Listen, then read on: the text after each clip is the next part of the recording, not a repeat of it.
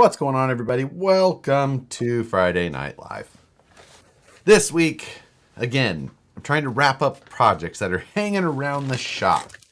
One of them is a Phoenix kit for a friend of mine, Ryan. I've got the truck here. I have the wheels and tires here that I needed to get finished up. Most of the other stuff is it's close. I do need to get the wiring, though, knocked out. The body is here. I also have my Carnivore that needs new wheels. I've got some tank wheels for that.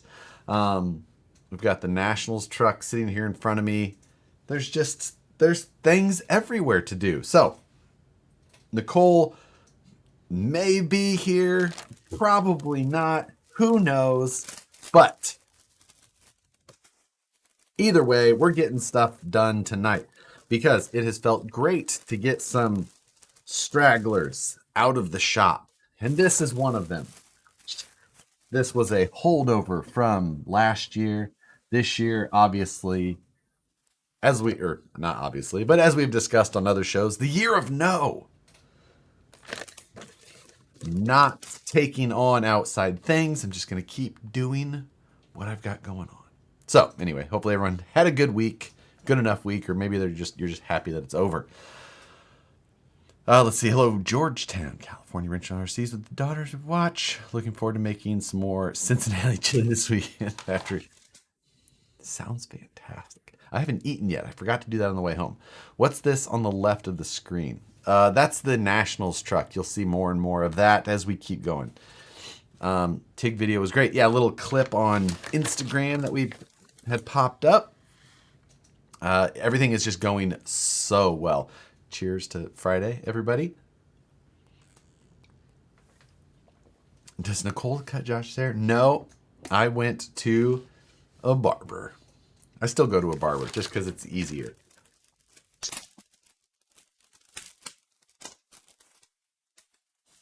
But we've got Crawl Innovations foams. These are the softs. These are going to be the fronts. You didn't buy my new MG. Oh, it's atomic soda. Let's see. Got me Stella. Westmaid in here. Westmaid's in here. Westmaid and I were chatting a bit this earlier today. I think I've got my project for STL Sunday again. Because as part of this year and the things that I enjoy, I have brought back STL Sunday, no matter if it's a little bit slower show than typical. You know, where's the main attraction, Josh? Yes, I did get to witness a fight outside of the barber shop when I was there. A attempted car theft turned into parking lot brawl. So yes, this STL Sunday this week, I think we're going to work on a project that I've got that I need for the Nationals truck. And Westmaid had done a hand-built, hand-formed commando, and I think while he was in that process, he modeled up a accurate representation of a commando dash. And while I won't be able to use that exactly, I do want to take a look at it, and we're going to see what it takes to, honestly, something that I've maybe never done is taken someone else's design file in Fusion and done much with it. Are those little Novas? Yes, little Novas. 475 soft closed cell inners comp cut with soft outers for the front, medium outers for the rear. We're going to mount up some Method 105s, but I do need to snag. I'm going to steal my beadlock rings out of my tanks because these wheels that Ryan had bought don't actually have the IFR ready ring. So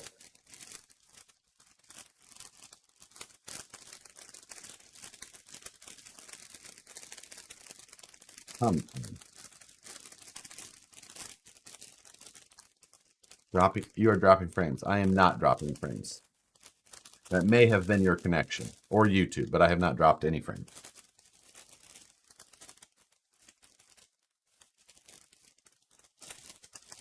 So we are going to steal my beadlock rings, which are IFR ready, because we're going to do a thin blue line type ring for this. Yes, you are. Nope, still not. I can see my frame drop count, and I am still not dropping any. So, if it could be either YouTube or something else, but it is not on my end. Yeah, refresh your page if you're having an issue. So if you don't know the IFR, there's these inner rings. This is an actual IFR slim ring, and it keys into the new IFR ready beadlock rings. That's the back side. It's got little notches, and this drops into that. And once you get it lined up, then you bolt that onto the wheel face, and it just gives you like a kind of an accent style. So this one will have a black and blue,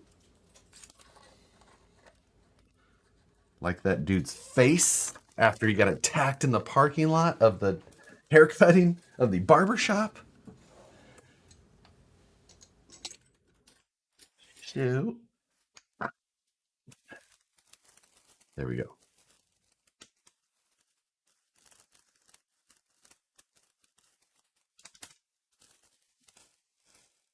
Can you send me a set of those, Jesse? Yes, I can. Because you asked.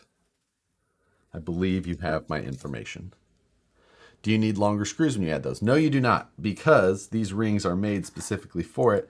The steps in the backside are all machined, so when it sits down in there, you can see it all sits flush. It's a machined system, so it's all made to perfectly work with each other. You can't add it. You have to have rings that were machined for it. We've added on the website which ones are IFR ready and that type of thing. I still want spinner rings. Phoenix, I think as most people would guess, I'm probably the one that would be with you on that idea. Watch the Ultra 4 Fusion series today while working on the Wife's Rift. Oh, that was kind of a fun. That was a fun one. I did enjoy that. Wait, what is the purpose of the ring? It's the blue ring. It's just an accent. It's to add a second color, change it up. You can do that in any color combo. So you can change the outer ring, change the inner ring, change the wheel face, and then there'll also be, options for like design changes, things like that.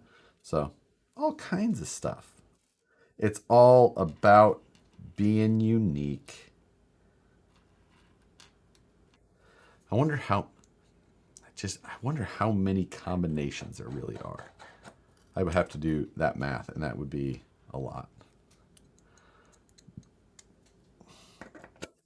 So yeah, we need a meeting with the Bobs and push the spinner rings. That's right, Moose Jaw. The purpose of the ring to rule them all. Purple, I believe we have them in what we have called plink, which is not quite purple, not quite pink.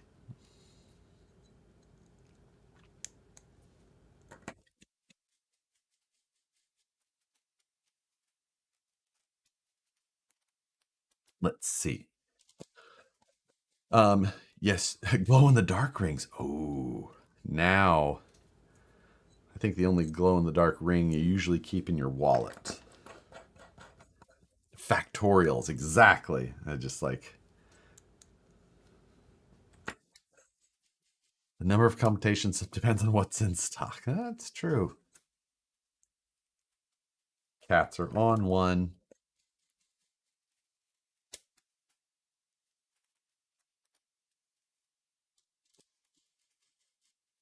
Right. Purple, pink, fuchsia, if you will. I'm not real good with the whole color wheel thing.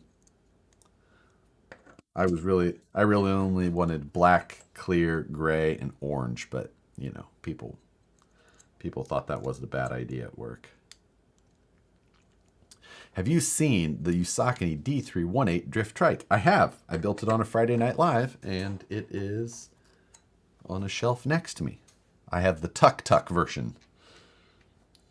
They have the kind of like the pickup bed type shape one, and then they have the Tuk Tuk, and I have the Tuk Tuk.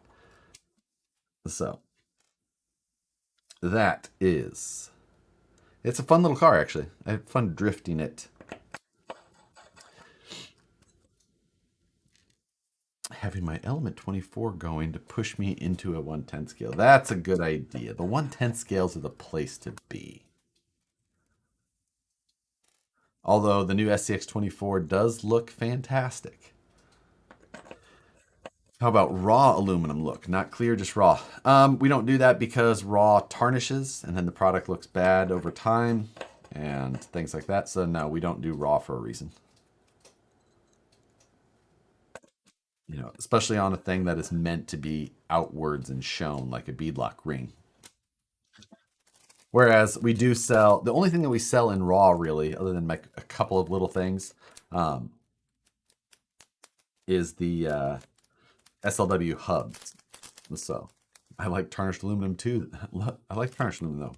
We don't, and that is what matters because we make the rules.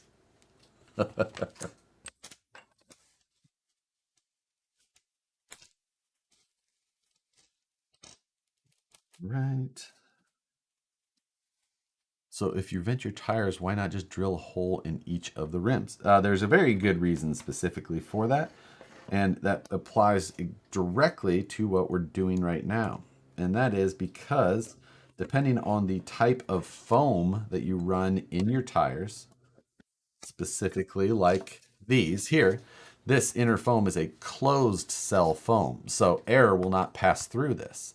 So if this seals over top of the hole, your tire will functionally not be vented.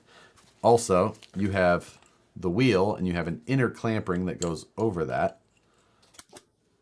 sits there.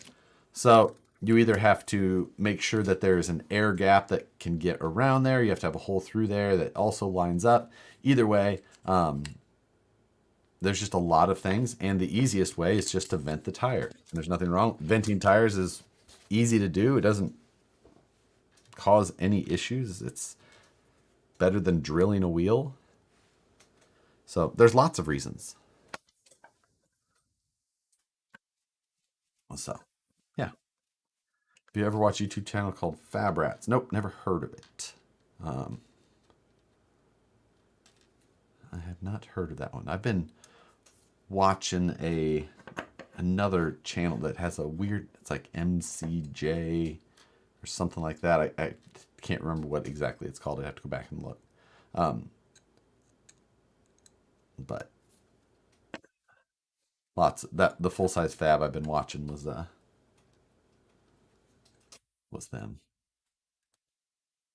So, have you driven the three-wheeled sidecar yet? I have not. That one I have, the one right over top of my shoulder there. No, I have not driven that.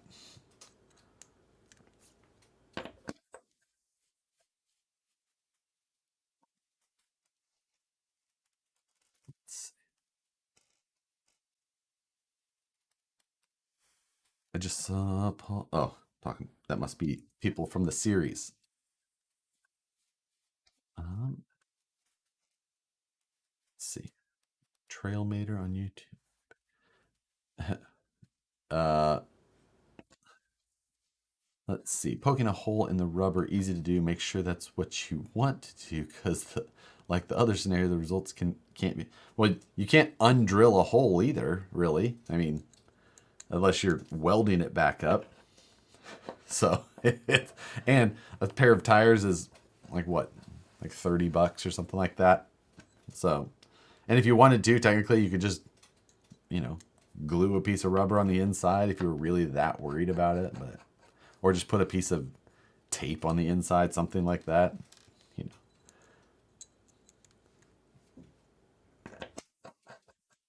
It's really not a big deal.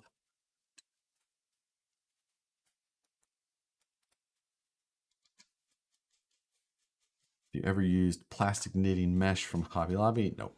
A lot of colors makes great. Nope, I've never done that. I haven't done a lot of window netting, I guess. Um, Also, TPU, if you just want to 3D print it, you can 3D print like custom shape, perfectly fit window nets. Always a good option. Pauk, thank you, sir. Hey, Josh, follow-up question on the TRX4 front drive stutter. Would you run it as is with the stutter or adjust endpoints? Pretty much just run it as is. That question you was referring to was earlier this week. I was just talking about the chatter you get from your front wheels at full lock, specifically on a TRX4. When you go full lock and it stutters, which is just the binding of the CVDs. You can back it off a little. It is a little bit safer on your axle shafts and gears and things like that. But you know, it's yeah. So yeah, there you go. A news article on the cave is there a news article on the cave we were talking about, Joe? What? Do you have locators do you locators your beadlock hardware? Oh, Loctite, I'm guessing you meant? Absolutely not. There's you said it again. Do you Loctite? No, I do not Loctite beadlock hardware. These 164 screws like this, or screws that small in general, I do not Loctite. Oh, Brian sure I think just ban Sue Phoenix. I mean, if we're gonna start paying to ban people, I think we have to like put a dollar amount on it, right? You can have anybody banned you want, but it's gonna cost a certain amount.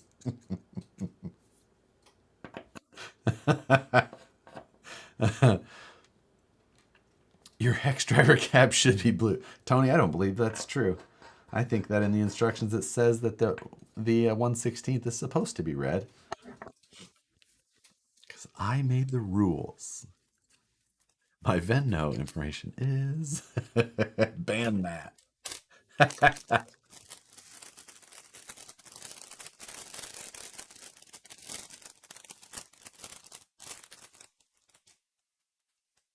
We have. Did I get the beadlocks out of both of these? I don't believe so. I've got to steal my other rings.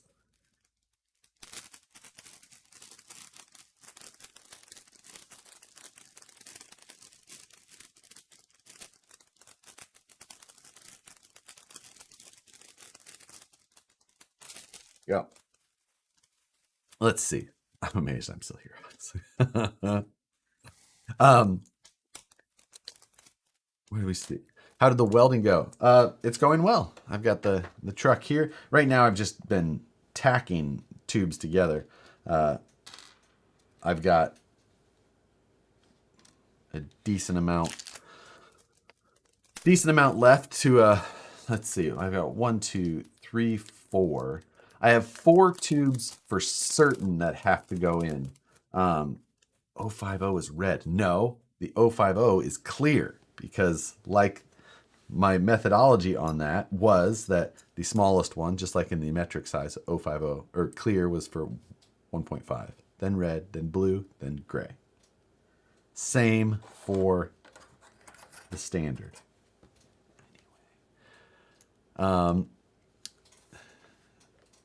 There was a question that was popped up before that. I forgot what it is.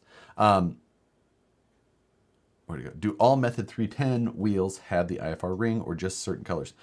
Jordan, you just have to look on the website listing. As they get, any new wheels that get produced, basically, once all of the old style are out, then the new one is done and it gets updated with that information. So it just depends. I can't tell you for certain. All of them will, but not. I don't know that all of them do as of today.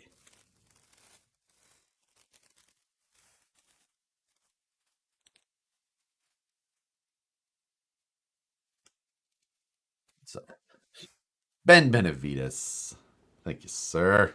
Love the Road Scale Nationals content. Can't wait to see it finished and on the rocks. Thank you, sir. Much appreciated. I am loving the series as well. Getting back to building is just definitely making me the most happy, and I can't wait for this next episode, especially because of how things have been going, and just how the planning has worked out in the real world. So, yeah. What dye is red anodized? Why does red fade faster than other colors?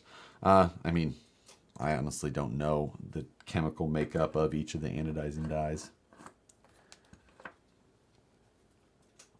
Who does Ben want banned? Now that's funny.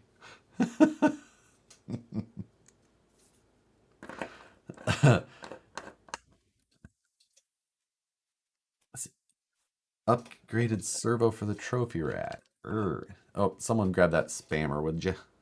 Oh, thank you. Jesse was on it. Kidneys are money in the bank, Sue Sherwood. That's hilarious.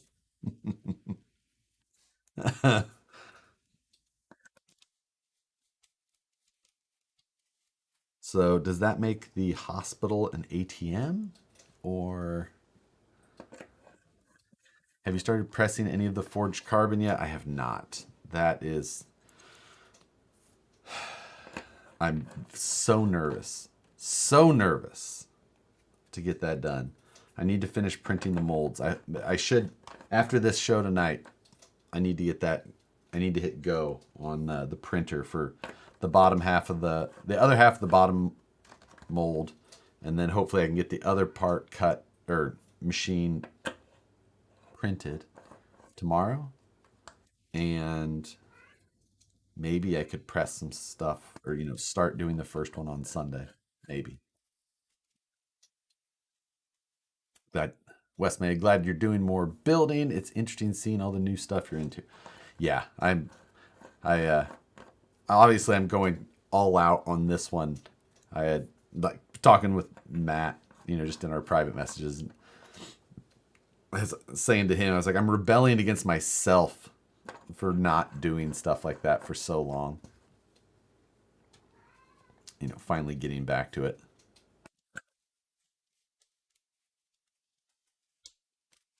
All right, wheel number 3 done. The blue inner ring looks damn nice. Next, don't forget the IFR. If you tried to kill somebody with Josh's razor, they would wonder why vigorously rubbing them. Are you talking about my X-Acto blades?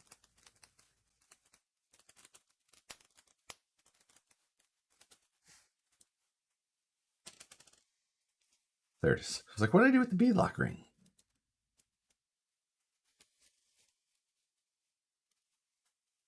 Next.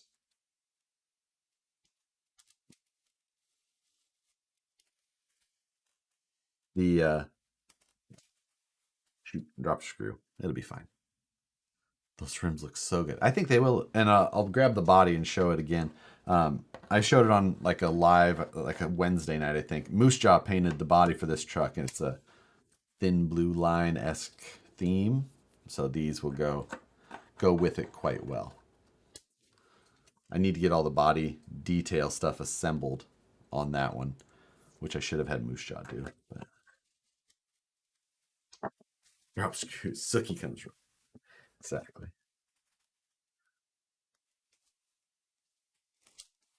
Phone making noise. Do comp stance hats only come in L? They're flex fit, so I think yeah, they're like a large XL, but they fit such a decent range. But yeah, they only come in the one size. Is your room still quote unquote clean? It actually kind of is. This is one of the boxes that was still on the floor in here, so that's why I this is one of those stragglers. One thing I did do is I moved my 3D printer from over here on my right side to just over here on top of my tool chest, and I put a big organizer in. I had to move this desk like a few inches over one way. This cart was what the 3D printer was sitting on previously, and I so that's been it's kind of turned into a project shelf as well. Like, I had I've got my carnivore on the bottom because I've got stuff I want to put those wheels together for it. I've got my class 2 under it. I've got class 1 stuff here. So it's been a thing. Josh, can we bring in the rest of the mods? Oh, as far as like just clicking on them, yeah. When they're here, will you let me know? And I'll just click their names. I just don't know. Bidjo and Travis. But yeah, if they're when you see them, let me know, or if they are in here. We've combined forces on the mod side from we have just one big group, and Dana. Yeah, Dana Shred, basically. I thought I saw Dana in here. Maybe I saw oh, there he is. He is in here. And did I see video? So there you go. Let's see. Any plans to make aluminum axle housings for Element, then allure the smooth gearing? The allure of their smooth gearing is irresistible. No, probably not. The problem is that like they made so many things like so close to try and be SCX10.2, but not close enough to actually have the compatibility, which was super annoying. So at this point, there is not.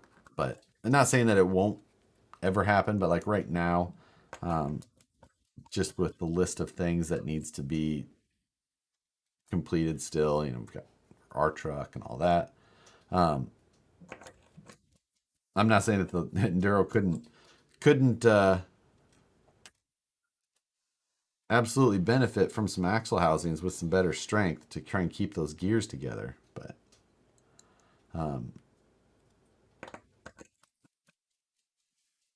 yeah, it's definitely a thing.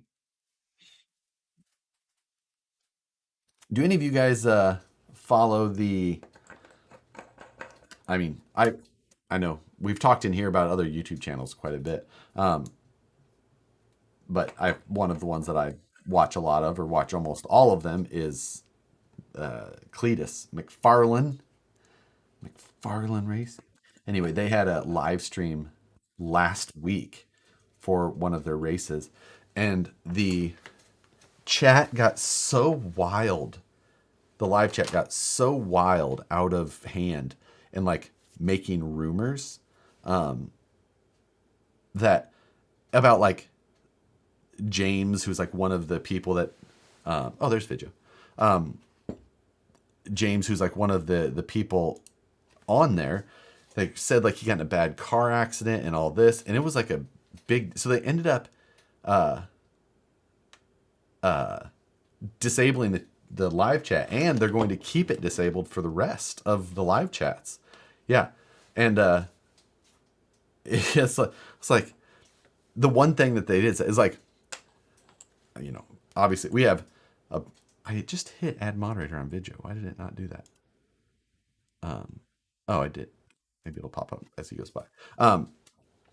But I was surprised. Like, we have a lot of mods in here, and it's because I pay them so little that, But it is super helpful because most of the time I'm not paying attention. So when one of them can pop in and help out, or when multiple of them are here, even better. But yeah, they're going to disable the live chat on their streams for the future because of just how wild all that stuff is. And Travis is here. See, there we go. Now we can update everybody. So yeah, That's it was I was just he put a video out. He's got like a second channel, and he put a video up on there just explaining like, yeah, we're you guys could not act right, so we are turning off live chat forever, like because you guys cannot act, you cannot figure out how to behave. It's like, wow, like that is no joke. And so I can imagine though. I mean, that type of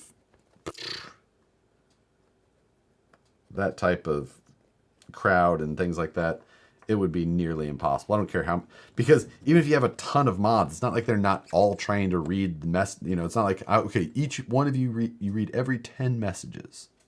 Like, it just flies, and it's so difficult.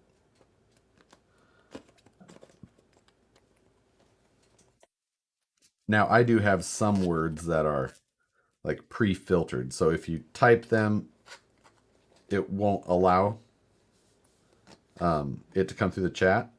And that's a list of things. I need to probably make that list a little bit longer of things. But who's ready for King of the Hammers? Oh my God, I'm so pumped for King of the Hammers next week. Did he really have one mod? Yeah, he had one mod. like we hired a mod and everything. I'm like, you probably needed like 50.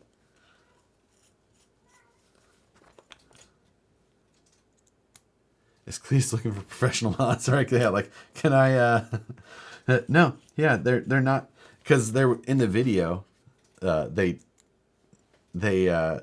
had discussed, like, or the comments were just full of people saying like, yeah, you need way more mods.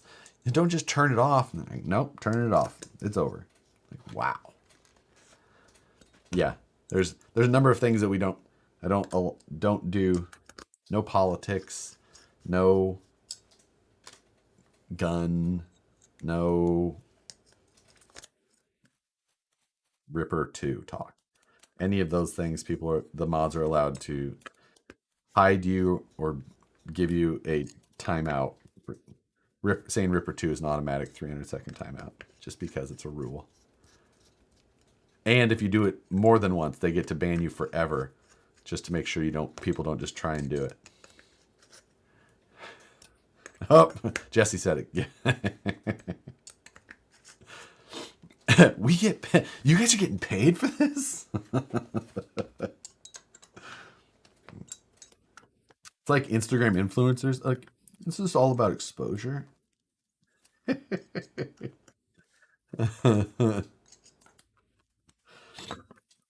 All right, there we go. Method 105, Blue IFR, Proline BFG Crawler. One of my favorite combos. We haven't vented them yet because I always forget to vent them beforehand. Do I have my hole punch in here? I don't think I do even. It's out in the other toolbox anyway. We're just going to keep doing it the old fashioned. But what I need to do is, let's see.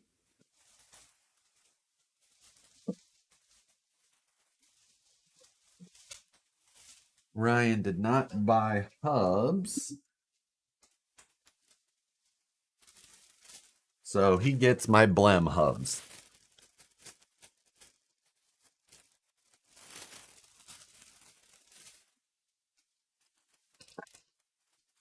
Let's see. Are we allowed to speculate on Ripper 3? Ho, ho, ho. Finding loopholes in the system. Ooh, he's pushing it. Anyone going to USTE? No, that is not one that I have any plans to attend. Just, as much as I like scale and stuff, I just don't. Florida for, like, I go to terrain for the most part. Like I like going to good terrain, and like, just that one just doesn't interest me enough.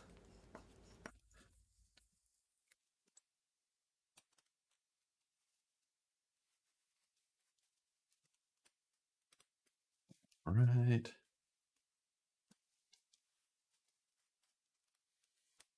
It's warm in February. It's warm here. I'm warm right now. It was, I think I might have been 70 today. It might have been 70 today. Bring back Squirrel Fest, Oregon. Yeah, that was fun. That was fun. I'm stuck living in Florida. If it just wasn't so flat. At least you can have a laugh with your viewers, unlike some. Some people don't laugh with their viewers. Like on live videos, what else do you do? I don't understand. So gray 105s, black rings, and blue IFR. Yes. These are the fronts. And I don't want to... The wheel nuts are in the wheel and tire bag that comes with the Phoenix.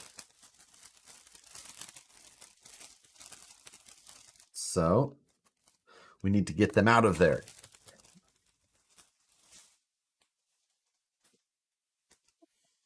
But I just want to get them on the truck for right now, since I don't want to risk mixing up the foams by accident, since I'm not going to be the one driving this, so I wouldn't, maybe he wouldn't notice.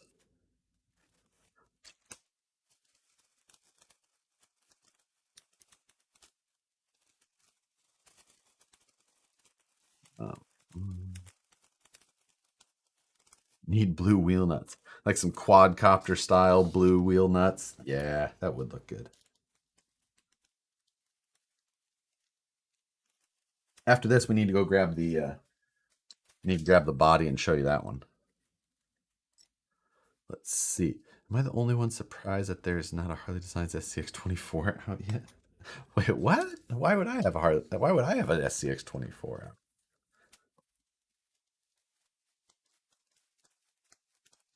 Okay, where did that Phoenix come from? You holding out on us? I built this one live, like right after the release.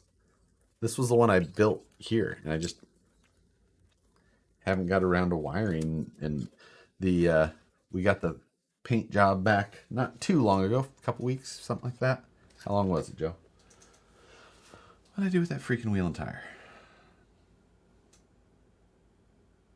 I know we mounted. We put more than one on, right? No? Did I only mount one? There's 1, 2, 3. I guess not. I'm slacking. All that time for that?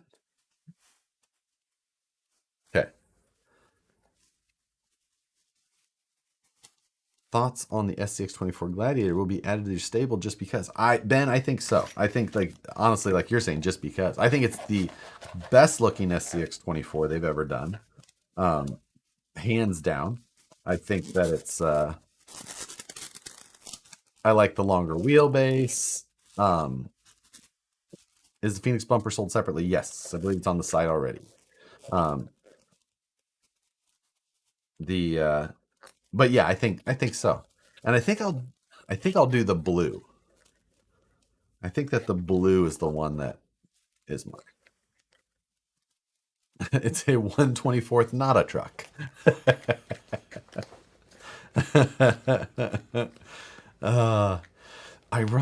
Ironic with the release of the SCX24 that Rich was playing favorites. I've never received an SCX24 from Axial, so I don't know that there's favorites. I don't get all the trucks from Axial.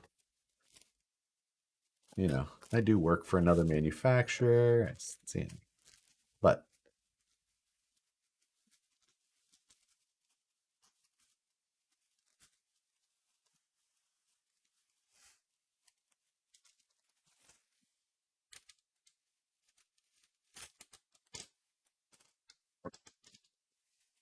okay.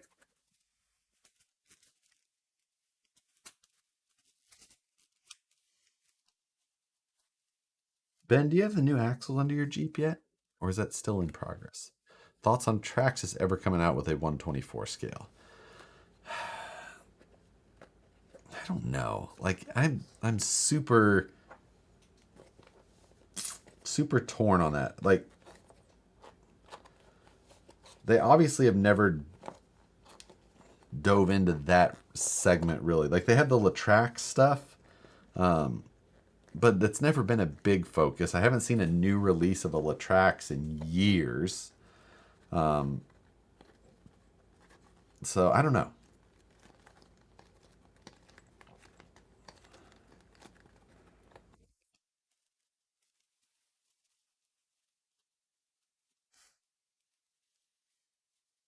Praxis is a riddle. Yeah, it's true.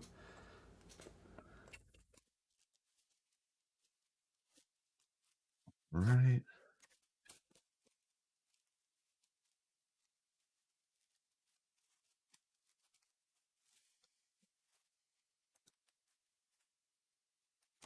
Uh, t- t- t- I just see.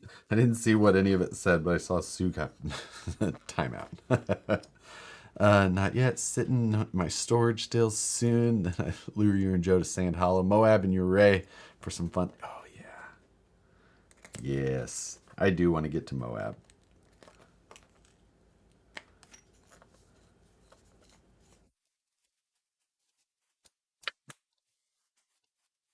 Where'd you get that hat? Did I miss it? It's on Vanquish. Vanquish products. It's got Vanquish somewhere. Where's that? Right here. Back here. It was a joke from the show, and we made it a hat. And it's the same. This stick figure is on the back window decal for the VS410 Phoenix. I'll grab the sticker sheet and show it to you. Latrax recently released a pre-runner. That's interesting. I haven't seen anything on that. When was that?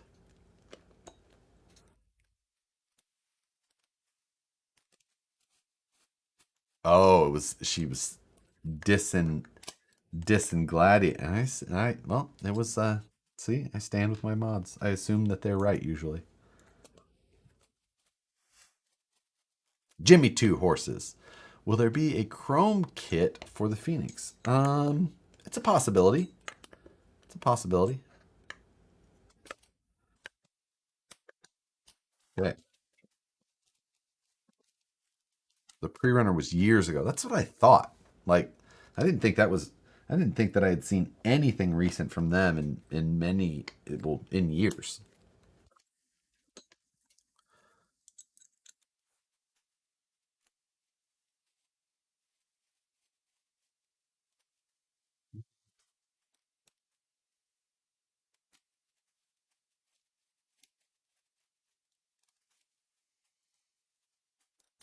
Lots and lots of screws. I don't know if the wheel and tires for. I've got another set of crawlers here next to me and another set of wheels. I'm like, maybe we go to something that's not those next.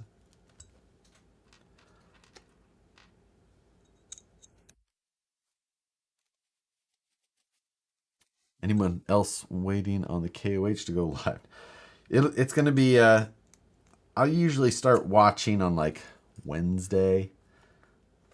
Or let's see, we got yeah, because Wednesday I think is when we start seeing UTV, and then some of the qualifying starts.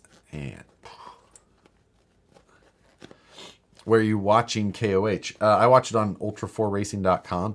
Getting the premium pass is absolutely worth the money. It's like $30, but it is worth it.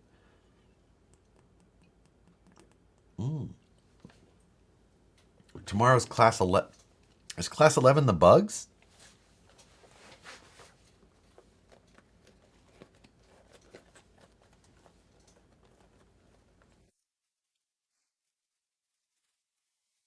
All right. This was the other front. That's right. Is there a backdoor bouncer shootout this year? There usually is. It's been, I don't know if it's going to be at Chocolate Thunder again or be backdoor. Class 11 is the VWs. Nice.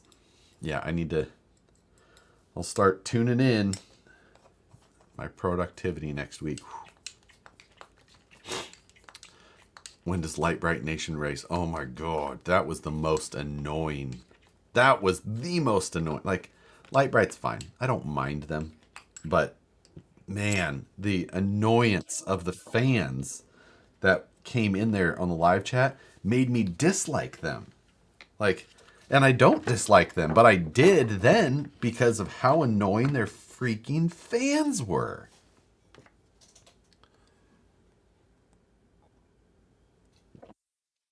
If I was a moderator on that chat, I would have made it.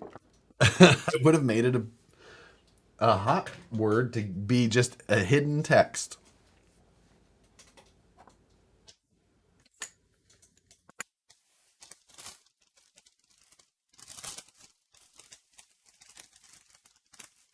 Let's see.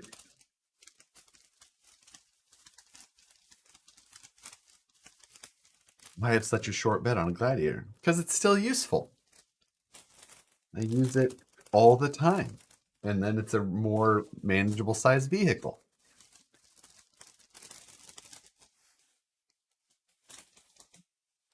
And let's get rid of these. Just clean up some of this stuff. So, there we go.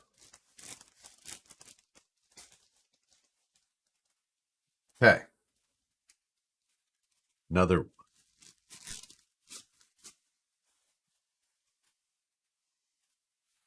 Rip out stock foams, throw away. Let's see. Oh, damn. Jesse was fast on that spammer. I was even going to do it.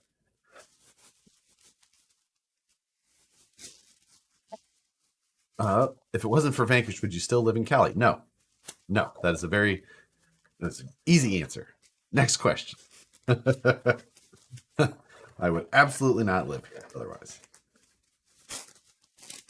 There's many places that I could go for nice weather.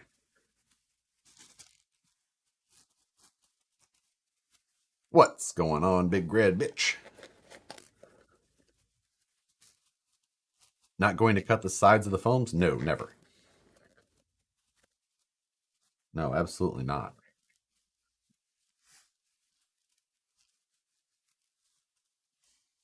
Josh would still be, yeah, I would still be doing civil engineering otherwise.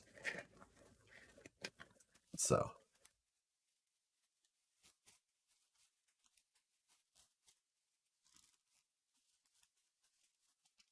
right.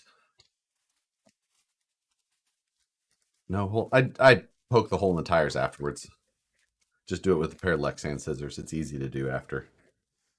I just do two holes, 180 degrees from each other, about an eighth inch in diameter. Super easy. Is there a place to buy the carbon fiber body you have flashed around? Corrupt Carbon Works. I believe their website is just like corruptcarbonworks.com. I think they're around 250 bucks. So, are they the 475 foams? I believe so. Did I already throw away the header cards? No. 475 Comp Cut. Same foams I run on pretty much everything.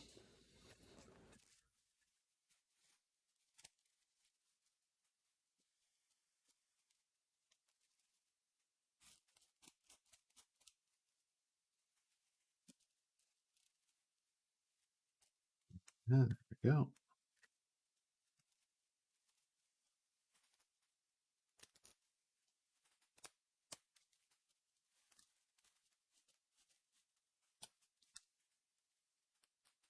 You and Matt gonna do monthly mayhem again this year? Most likely after the scale nationals push and all that, then we'll do it. Probably not before then though. I imagine both of us is going to be cranking on scale nationals stuff up until the day we leave.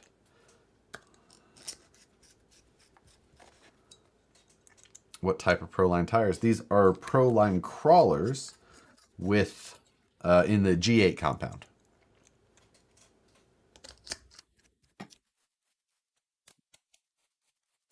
G8 compound is my preferred. Not a big fan of the Predator.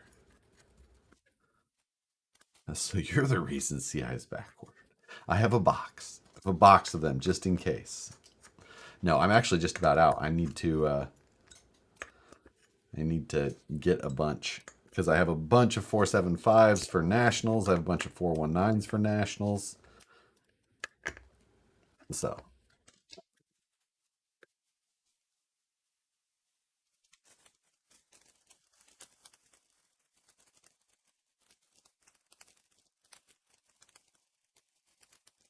Predator is super soft. Really have to dial in foams. Yeah, and even YG8 over Predator. So the problem with Predator is not just the fact that the lugs, the tire's too soft the rubber is too soft in my opinion. And you can run a stiffer foam to make, the sidewalls and things like that less, you know, soft, so that they're better supported. However, my problem is that I feel like the lugs then they're still made of the same compound. So when they're super soft, they want to fold back too easily, back into the carcass or away from themselves, rather than having a little bit of rigidity to hold the pressure of, to create traction and move you forward. You're not just looking, for the friction factor of the rubber on a surface. If it was a perfectly smooth surface, then yeah, the friction factor would be all that would matter. But when you're, in real terrain with real lips and,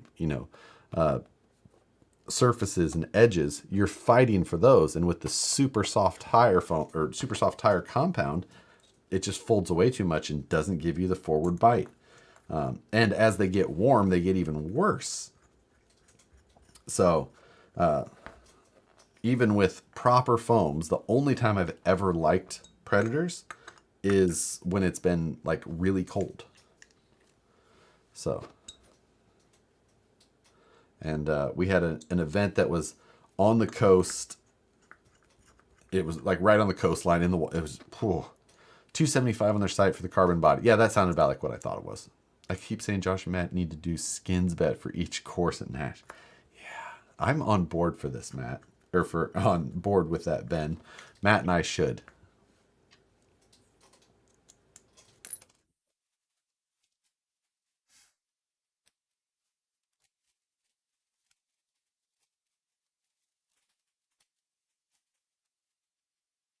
Bought the incision light kit. Saw a switch on the control unit. Do the lights do several different things? The switch on the control unit is for several different things. It's a 3-position switch on that board. You can turn the lights on or off with that switch, or also you can put it to the 3rd position, and then you can control it from the 3rd channel on your radio or auxiliary channel, whatever channel it may be. But yeah, that light controller is so that you can actually control it from a radio if you want, or switch it manually. VP should include bent links and LCG skids. They're not very scale, so no. There's a reason that we don't, is to preserve the scale style look. And LCG skid, that's not. It's actually it's a terrible name, and people don't think about it when they actually say it, because most of the time these LCG skids raise the skid plate, making it less of a low center of gravity. It's more of like a tummy tuck thing. It's a terrible name, and people are like, yeah, LCG skid plate. I'm like, no, it's not. You raised your center of gravity by doing that. Like, you guys have terrible. You don't think through these things when they become common nomenclature. And I'm just like, it drives me insane. Our skid plate that comes on this puts the motor super low, supports this transmission. The motor is further forward and lower than almost anybody else's, or anybody else's that makes a mass market platform for sure. It's like, this is, it's better than that. But, so, high clearance skid plate raises your center of gravity. LCG skid plate equals flat bottom. It's like, well, that's not what that means. Those words have nothing to do with each other. So that's what it drives me nuts when, like, just terminology that doesn't make any actual sense catches on. It's just like, and the other thing is people put in these skid plates like this, and then they don't understand that they just completely whacked their link separation and suspension geometry. So it's like, unless you're putting that in and then also adjusting your upper link spacing, you just completely change the driving dynamic of the actual vehicle for another reason that was likely unintended and many times a bad decision. Drives me nuts.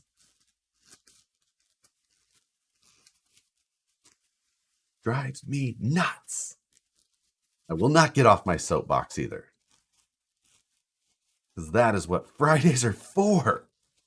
Fridays when Nicole isn't here. Because she will usually tell me to shut up and quit alienating people. And I'm not alienating, I'm just saying, like, it's how I feel. But we do adjust the upper links. Not everybody, and the skid plates are usually just that. And most of the time people are just throwing that stuff in there. And so, in general, so much of that stuff is just poorly done. How do you really feel? KC Super Bowl? For sure. For sure. I know we lost to the Bengals in week 17, but still. I think people call it LCG because it goes on an LCG chassis. But that's not even where they started. They started before that when they would like sell them as LCG skids for SCX 10s and things like that. Like that nomenclature's been around for a long time, and it's just people just still pick it up and repeat it, even though it like that's what I heard people call it.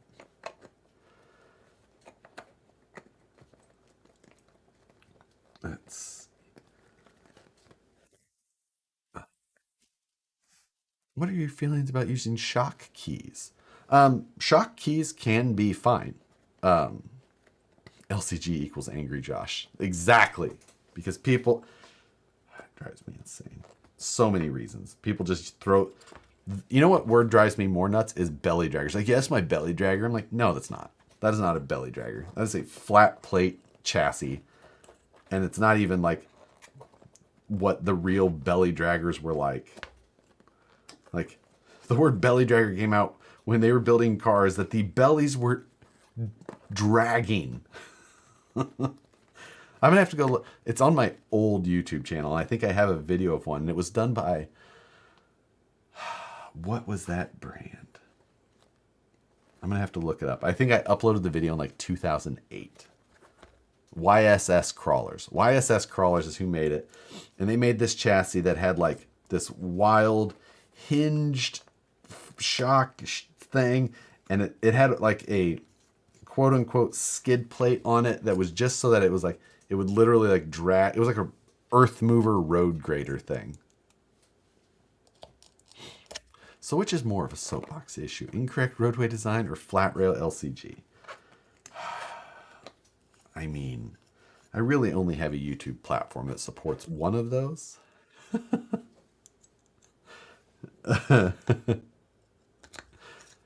The tummy tuck is not the issue here, dude. I'm talking about drawing a line in the sand. You do not. Also, dude, tummy tuck is not the preferred nomenclature.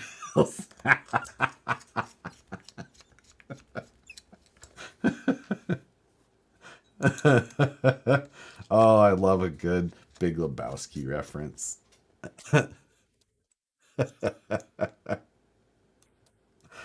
Oh my God. Man, the SCX 20. Why did it hide that? Oh, because you said the word Nazi. I get it. Oh, you could have let that. Saying that the SCX 24 is world is full of the LCG belly dragger, you know. But as far as like that terminology, it's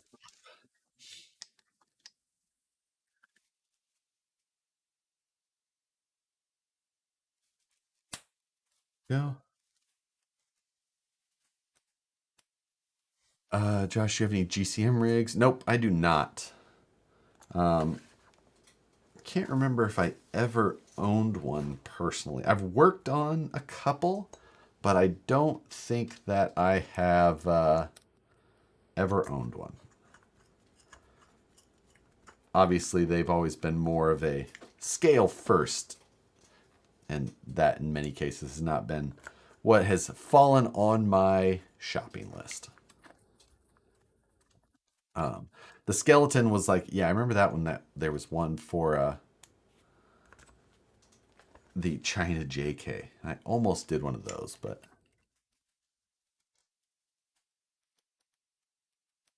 next Friday, Josh should build a G-made GOM. Oh my god. I can't remember if I think I finally deleted that live. That vehicle made me so mad at how bad the design was. Like that I remember like just being so pissed off during that live build. Like it was maddening to me how crappy of a design Gmade had done.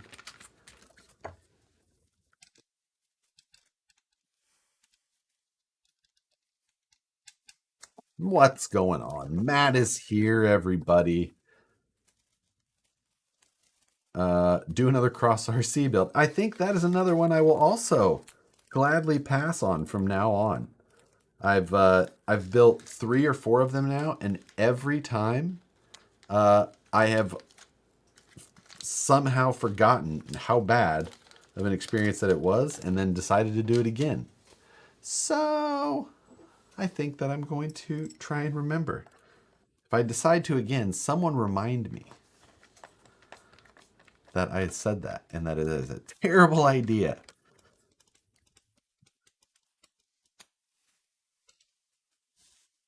Ben, thank you again, sir. Here's to a great merger of 2022 HD and SVG. Yes, Matt, I did combine everybody on this one just because everybody seemed to be here. So there we go. We've got the 105s, blue IFRs. I wonder if he wants his screws. He's getting his wheels and tires. I gotta grab the body. So, hold please. Let me grab the body that Moose Jaw painted. Tire foams take so much room up. I'm throwing them in his box.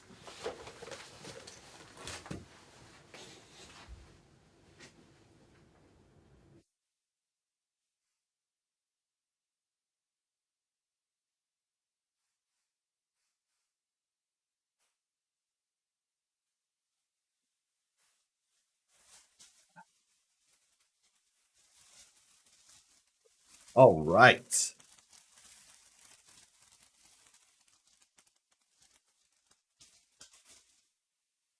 Here's the paint job Moose Jaw did.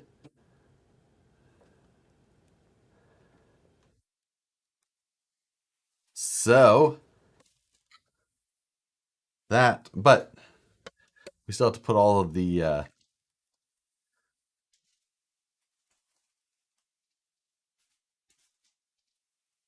we still have to put all of the body trim stuff on.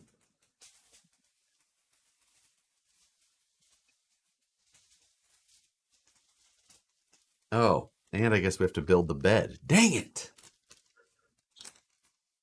Moose Jaw, I'm going to drop this back off to you. Hi, buddy. Hi, Chieftain. Good boy. That's a good boy.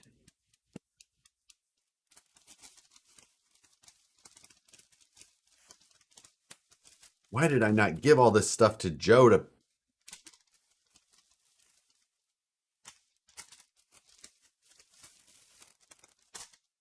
This is horse shit. I don't want to do this.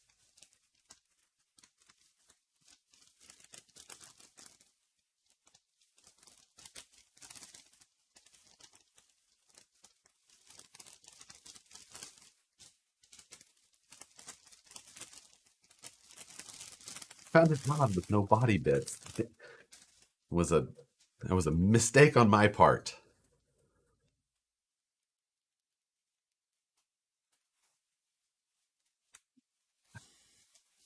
Josh, how can you tell the two cats apart? Chief is much larger than Sookie. Like much larger.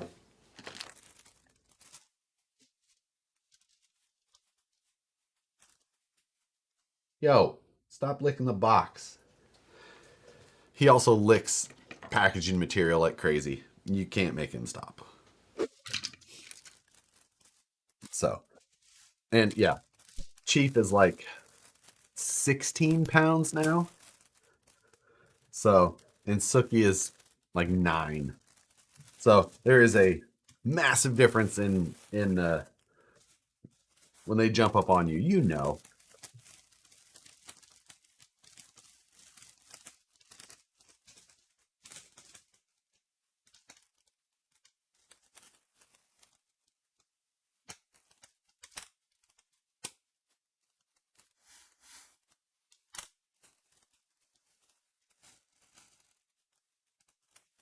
Okay.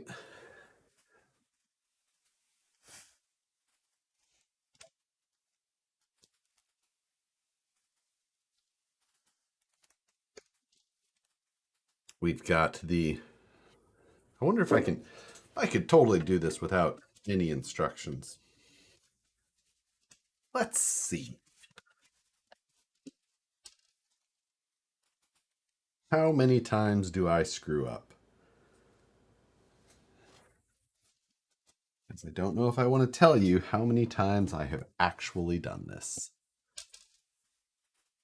But bet it's less than you think.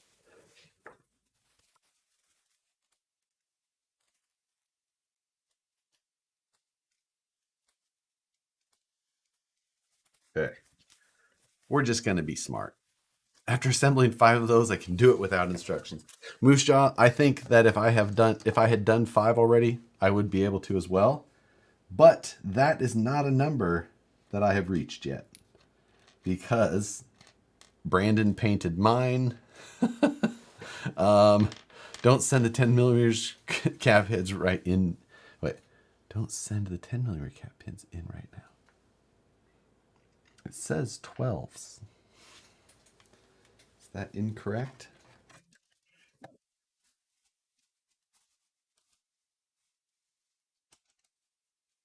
think that's right. The instructions say it. Wait, a man looking at instructions? I know. I know.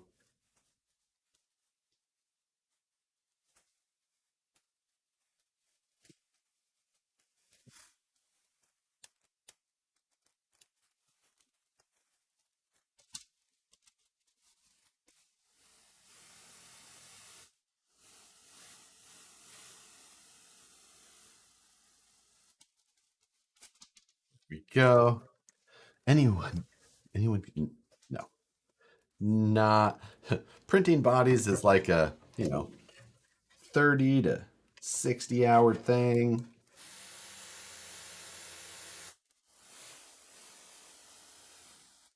I can't believe people are 3D printing bodies for people with a decent price. It's oh, don't send the 10s because it needs 12s. Okay.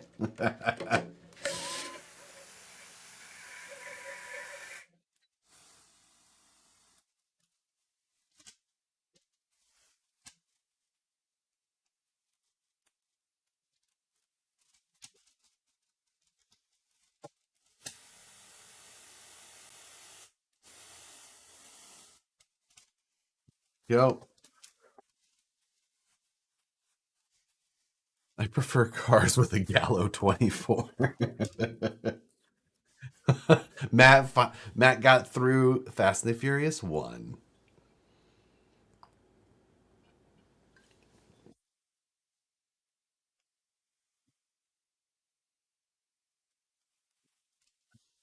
Okay. What else goes in here? Headlights, I suppose.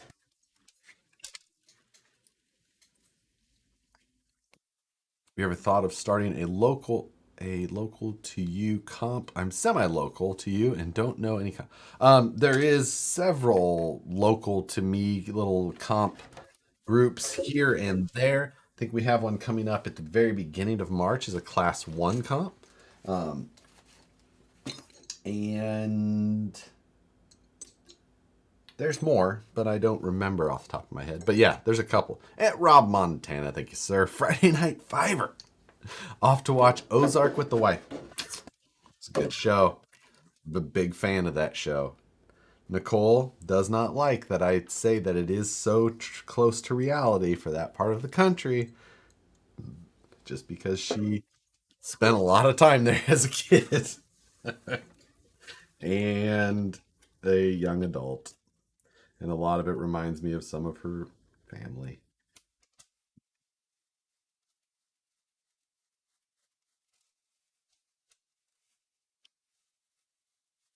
If Nicole reminds me of any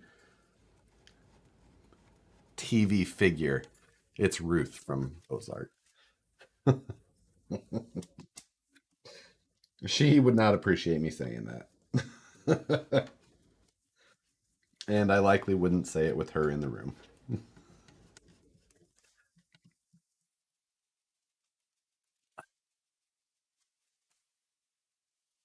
Right.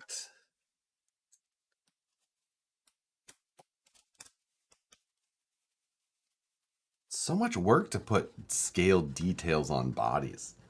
Why does anyone include all this stuff? Let's see. Diablo crawlers, Folsom Lake crawlers, do local comps. Yes, Perry G's got a bunch of good suggestions there. Find those pages on Facebook, the Book of Faces, and there's also, what's the other one? There's another one. Oh, Backyard Boys. That's the BYB. The BYB crawlers page is the other one.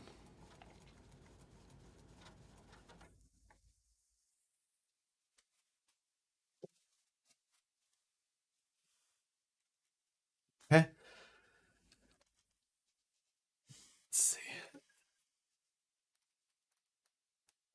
I want to print my Thirst 3D body. What do you recommend for a filament? I have an Ender 3v2. Thank you. If you're going to print your first one, I would suggest PLA just because it's going to be the absolute easiest and you can decide how things are going from there. Of course, you have to be careful long term with heat and all of that, but um, if you're printing for a first time like that, yeah, that's what I would tell you.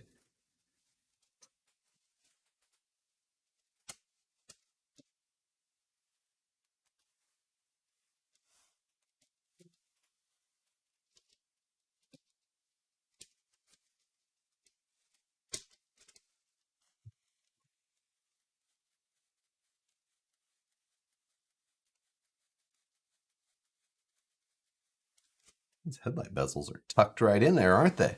You and Matt watch yourselves at Nationals. I heard you and Matt watch yourselves at Nationals. I heard Hector is going to be running 3 Rippers with spoon engines. I fully approve of this message. I am. I am. So I have two possible. You guys can give me some input here. I've got a couple of possibilities for projects this Sunday for Scale Nationals. Or for Scale Nationals. For STL Sunday regarding my Scale Nationals vehicle, the Class 1 that you see in the lower right hand corner of your monitor. I need to do a dash for it, and I want to do it semi reminiscent of the real deal. Excuse me. Um, that beer is empty. Um, but this one is not. But the other project is that I want to do a 3D engine because I can do it so easily with the way that I have so far designed this truck. So hood, right? Hood goes on there, but the hood comes off, of course. Now, on top, the area that I have left exposed here over top of the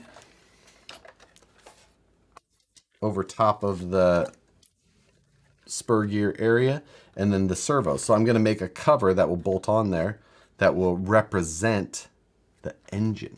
So I want to make a simple cover. I've got a couple of available bolt locations and I want to make that happen. So that is the second option.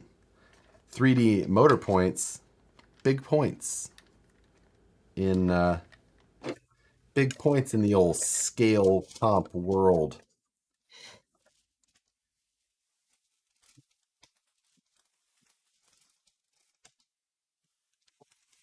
Instead of a rabbit, he pulls a beer out of his hat. Spoon engine, exactly. 4-cylinder, could be right. If that class one was ever for sale, what kind of number does it get? It's a great... Are the seats on your Thingiverse page? Yes, they are, but they're under the Sim Racer file. Go to the Sim Racer and it's in there. 2JZ, no shit. Man, if it was ever for sale. Holy crap, I just knocked some stuff off my desk that I need to retrieve because it is unsafe for it to be in its current situation. It's unsafe to the rest of my equipment. I mean, okay. I think I fixed it. Anyway, I will say that if all of the carbon fiber work goes well, let's not say perfect, but if it goes well, it's successful for the fenders, the hood, the cowl, and the rear of the body. If all of those things went well, and I'm happy with how the fit and finish of the rest of the things go, I would say that it would have to be getting close, getting dangerously close to a 5-figure truck. So for that reason, I don't know that it will ever leave. That's bullshit. It will definitely leave at some point. All of my trucks leave at some point. The Ripper is a little bit different deal, but all of my trucks leave at some point. So, yeah.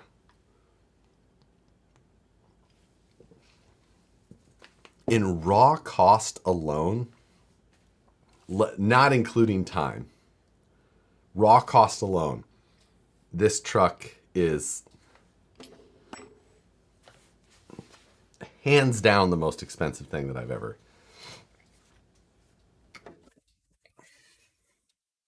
But I mean, it would have to be. It would have to be for me. Like that is what and I say that in a way like that is what it would take for me to consider it leaving now.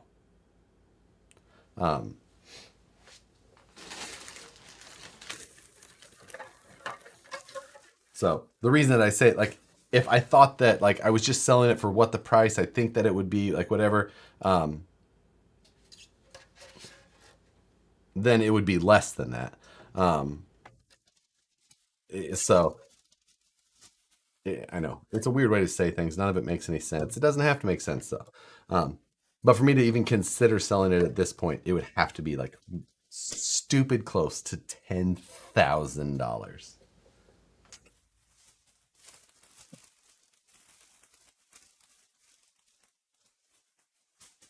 For a second, I thought Moose Jaw forgot the dash, but I was wrong. I don't want to put this body together. I don't want to do it. I hate putting bodies together. This is the worst part to me.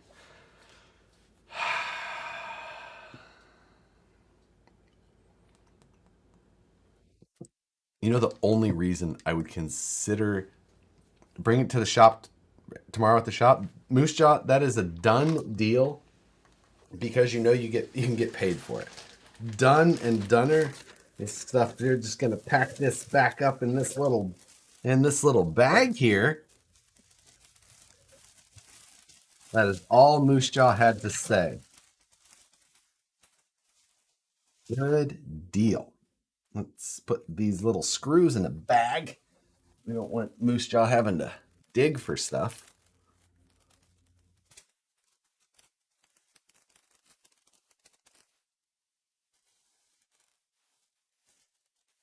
Okay. Don't forget the bed. It's still in the bag. Never left the bag. Oh, the cage, yes. I'm just going to make sure all of this just fits in there.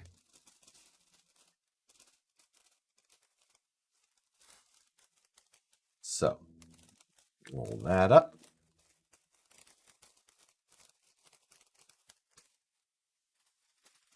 I was saying for a second, the only reason I have been slightly considering selling maybe a number of, not a number, but some trucks.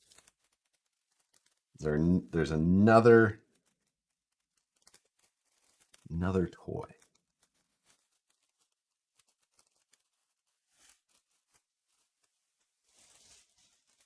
Hardware goes in the bag. We got a bunch of plastic that's needed here. Got this. Alrighty. So we knocked that off our list. Am I into bashers? Nope, not really. I have some. I like them. I'm just not like into them. Like that's not like my goal or focus. Every once in a while, I'll take one out. It's usually when something else is going on. Like I go out to the beach and I'll take I've got an Outcast that I like to just rip down the beach, hit jumps, whatnot. Have a lot of fun with that. And I've got an Infraction and a Limitless. The Limitless I've never ran. It's over there against the wall. And the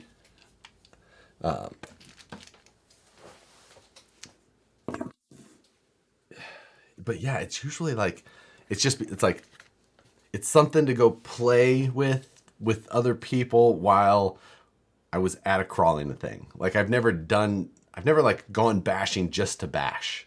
You know what I mean? Like I don't know that I've ever really remember doing that. Josh, you gonna sell off your rigs at Carsey Parks? No, absolutely not.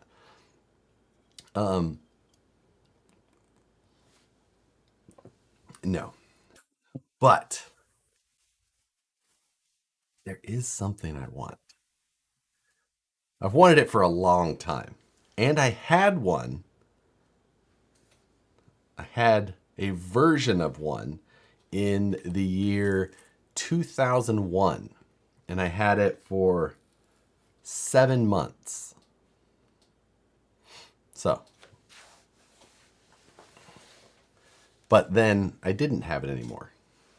What is it? I don't know.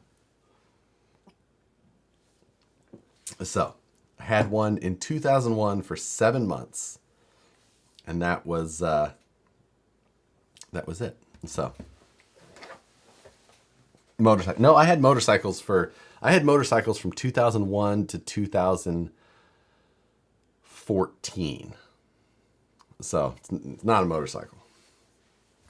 I was a motorcycle. Motorcycles were life for quite a while. When you designed the Commando body, did you have blueprints or did you just make it look close enough? I made it just look close enough. I had photos and first wife. That's hilarious.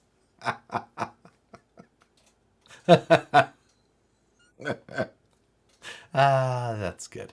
I like it. It did not catch fire. No, it was not my Scout. My Scout I got in 2014, maybe. Still have that in Missouri. Is it RC or other? It's other. It's not RC. Motorcycles are still life. I know. I just honestly, I can't have a motorcycle out here. I would like a motorcycle again just for the project. Just I would like to do like a custom cafe or even another chopper. Like that's what I had built most of was chopper stuff. So that's snowmobile. Nope, I never owned my own snowmobile. Drift trike, got one of those at work. So yeah. Have I ever ridden a supermoto? Yeah, I had a friend who had a DRZ 400 and I absolutely loved it. I would love if I was going to have another bike right now that like reasonable a sumo would be absolutely be what I would get. Not an adventure bike, but a supermoto for sure. And honestly, I loved that DRZ 400. It's nice and small. Yeah, it just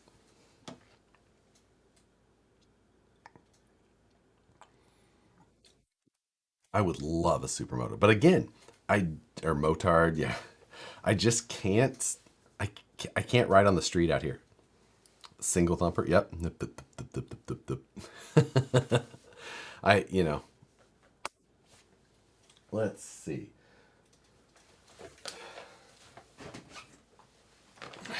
We have things to put in this vehicle still, however. So,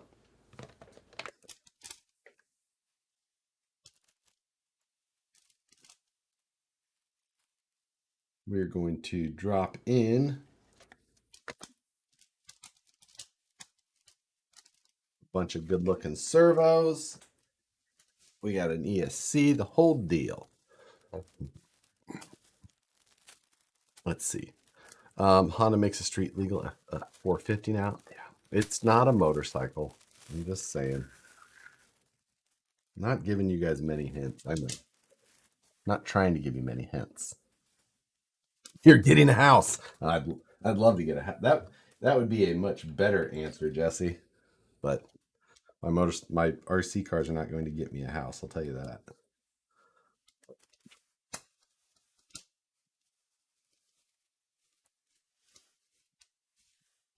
Wait, PT Cruiser Woody?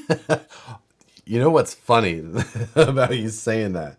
Is that we actually did own a PT Cruiser in 2001.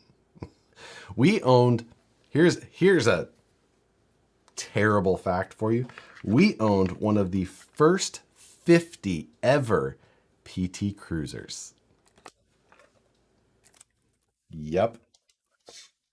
It didn't even have the regular PT Cruiser interior because when they actually released it, it had it had like some like kind of specific PT Cruiser touches.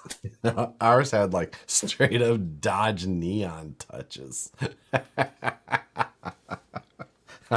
I'm not kidding at all.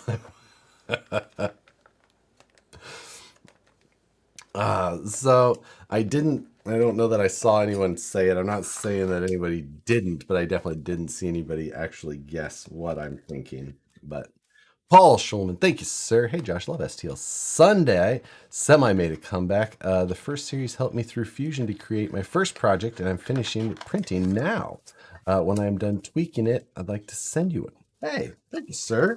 I appreciate the that. You can shoot me a message on Facebook or Instagram, or you can shoot me an email through my website as well, harleydesigns.com. If you didn't know, is my website. But yeah, I'm glad it helped. Even better. So, my grandmother has a PT Cruiser.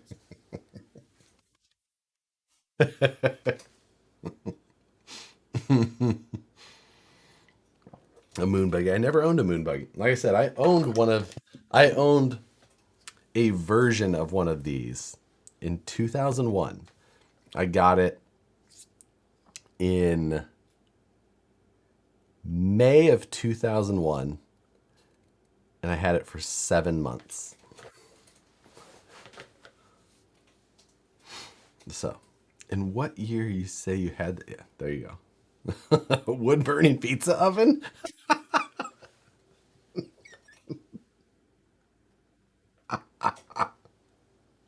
A jet ski. No, had jet skis, but we had them for longer and from in an earlier age.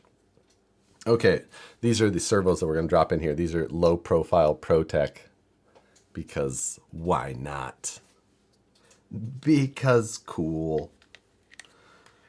We need the screws for these. I'm going to save up and buy a pretty penny. I know, it would be fun.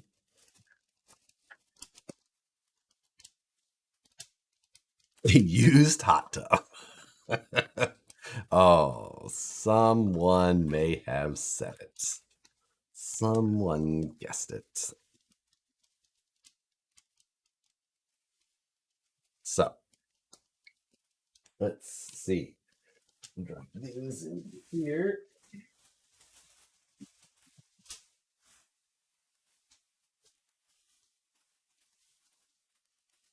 That's yeah. There's been a few. It's been guessed a few times now. Actually,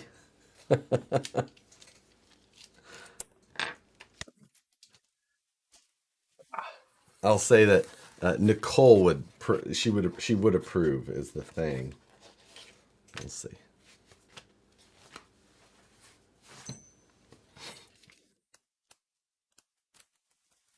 Oh, where did I do with all the extra hardware from this? I did put it in a Ziploc, just like I would have hoped I would. There we go. Yes, Ryan Davis is correct. Corvette. I remember now that Josh did talk about one in a live stream a long while back. I owned a Corvette. I got a Corvette just before my high school graduation. I had it for 7 months. I did not crash it. I sold it and got another Jeep. But I'd like to have one again. Not not the same one that I had then, for sure, but one nonetheless.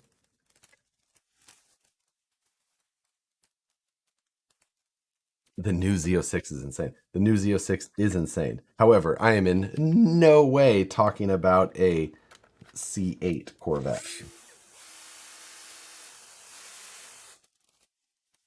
So I am not even talking C7 Corvette.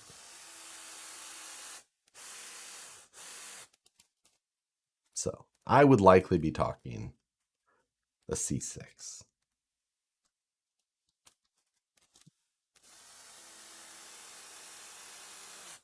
Honestly, I would even consider I would consider a C5. A C5 Z06 for sure I would consider. Because I like those. But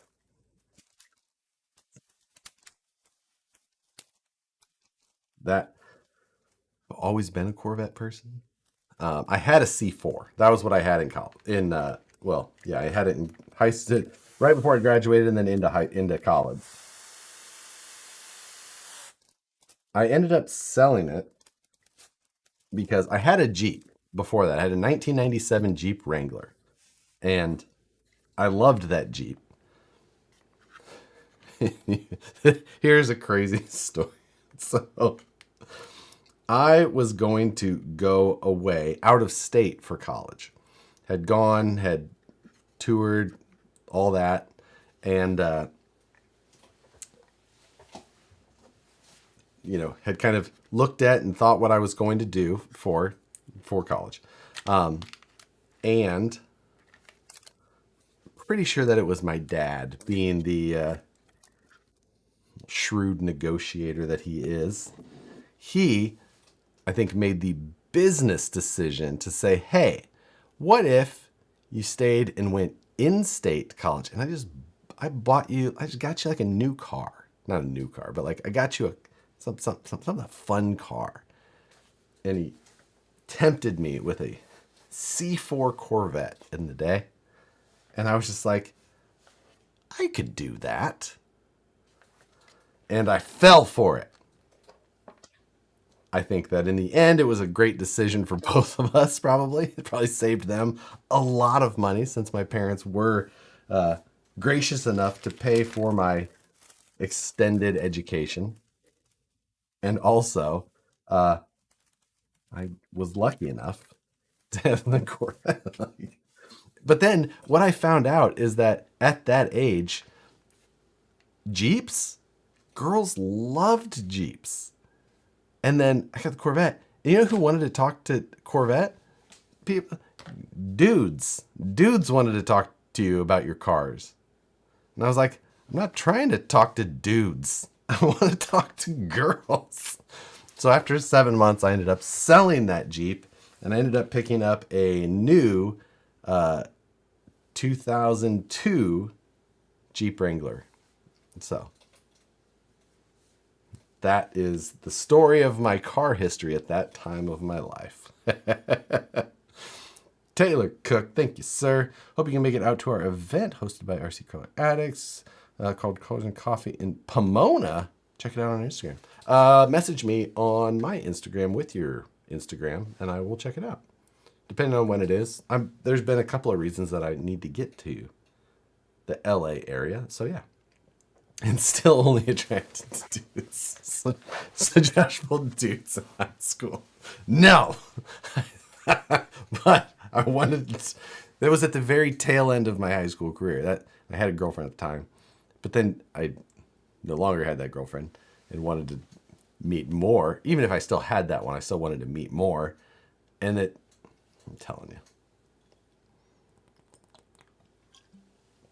So, and now, that's not what I'm looking. It's straight faced. Experiment.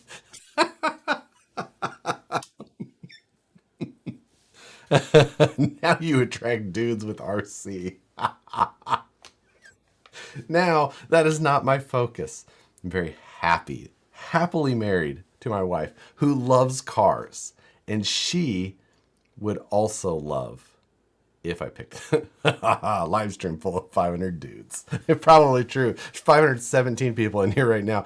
I bet you it's a pretty safe bet to say it's about 500 dudes. Oh my God. So which out-of-state school was I contemplating? I was going to go to Iowa State. And instead, I went to University of Nebraska.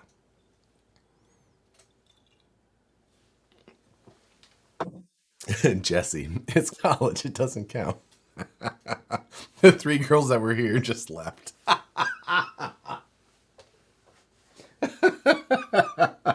That's my favorite.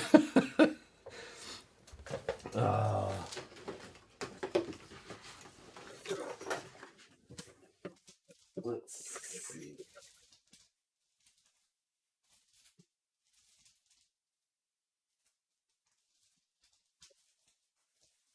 Need the digs, or not the dig servo mount, but the other servo mount.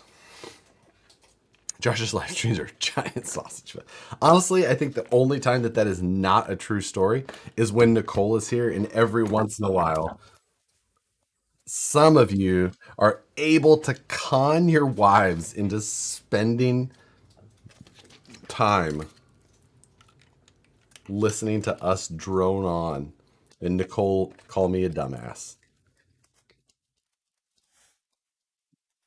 I don't know if I'm gonna be able to make this fit. Slowly undresses and puts on red lipstick. Jesus, Jesse. Nancy went to Iowa State. What? No way.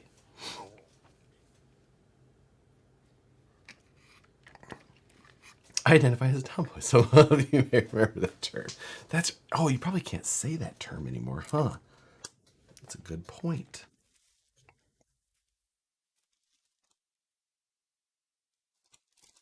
Okay. But, what I do not recall, I need to find that servo mount because I don't know what. I'm still here. Tracy Quinn. Well, we have to have 13 people chime in and say that they don't fall within that dude category to make that statement still a true story, and I am not confident that we will get 13. 17 right now. When are the F10s available? As soon as they hit the website, which is my favorite answer to every time any question like that gets answered. Because I'd never give exact date. Even if I know an exact date, even if that date is tomorrow, I usually don't say it because maybe it won't be tomorrow. And then I get messages and my customer service people get messages. My favorite thing is when the customer service guy at work, he sits next to, like, his desk is between, like in my office, there's four of us that are in the office. There's myself, customer service guy sits between us because when he took over my old kind of position, and he'll lean back and say, what did you say on a video? I'm like, you have to be more clear about what you're asking, because I talk for several hours on end, many days a week, to myself in a room. And he's like, this guy is emailing saying that you said that. And normally it's one of those things like, I mean, like, what I said was not exactly that. And he's just like, he's like, why do you do this to me? It's my favorite thing. He's just like, what? Oh, there's another part street. I almost missed that one. Let's go to Moose Jaw.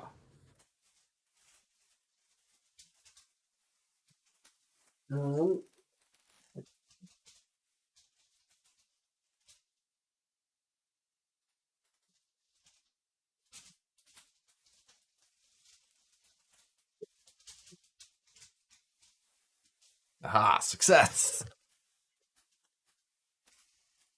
Wow, people actually do that to you? Oh, all the time, like multiple times a week. Get that. On one of Josh's videos, he said that, and those emails just roll in nonstop.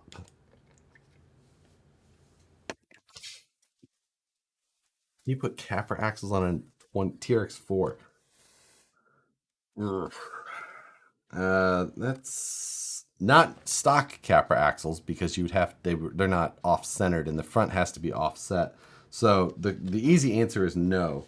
If you used Vanquish axles, maybe, but you'd have fabrication you'd have to do. I mean, Josh, I'm surprised you don't have a 200 millimeter car with a Corvette body. The 200 millimeter cars just don't interest me that much. If anything, the C8 body for the infraction, maybe. But that's about it. Out of context is a huge troll thing for live streamers. Oh, and it's normally, honestly, I'm not going to say that it's normally not like that wildly out of context. But it's slightly out of. So yeah, it's a thing. And luckily the guys at work are just like, what? Like, what does this mean? What did you say? Especially if there's like any inside like jokey stuff.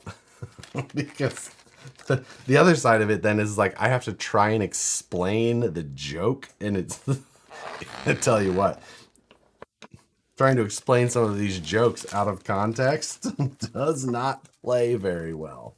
They're like, you're retarded. Sorry. Don't mean to.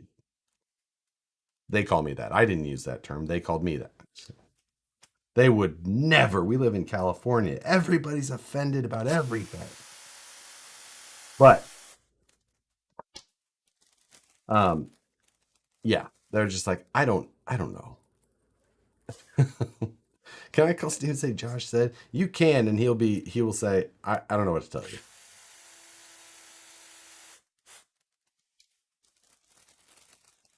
Because normally Steve comes to me and says, what do we do about this? How do I fix this? What's the stock size of the ring and pinion gear for the Pro? The ring and pinion is an 8-tooth pinion and a 30-tooth spur gear. Or do you mean pinion and spur? If you mean a pinion and spur, it is a 56-tooth spur gear and a 15-tooth pinion, if that's what you mean.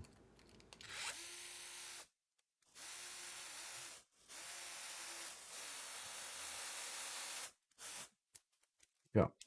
Couldn't find the SRTG 8 Cherokee body. Urgh. Okay. Have you? I have to. I'm pretty sure it's A Plastics on eBay.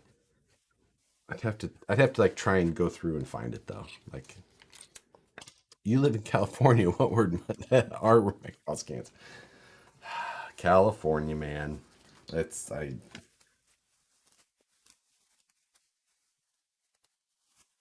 It's something special.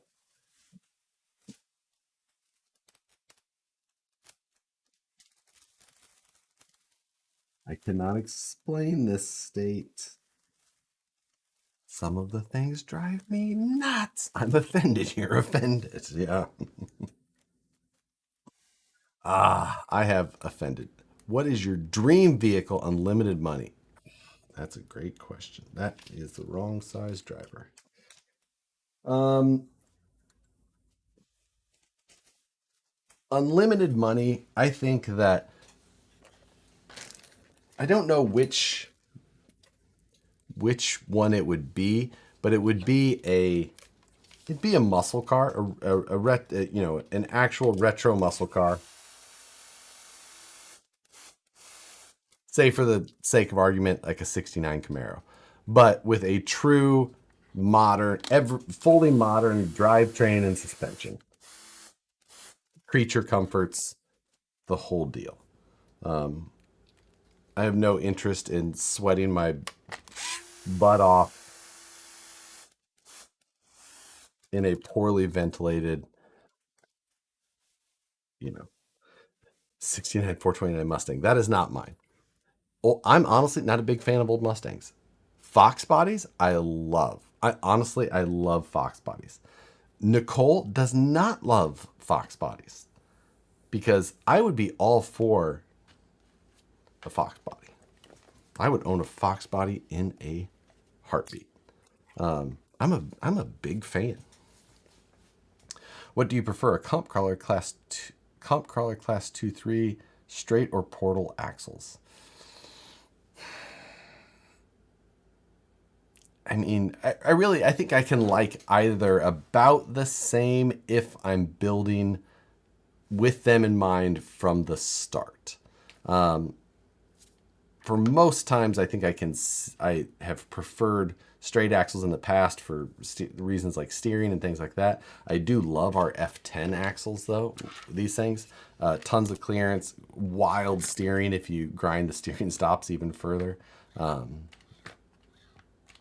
But the Fox body? You mean the ugly Escort wannabe?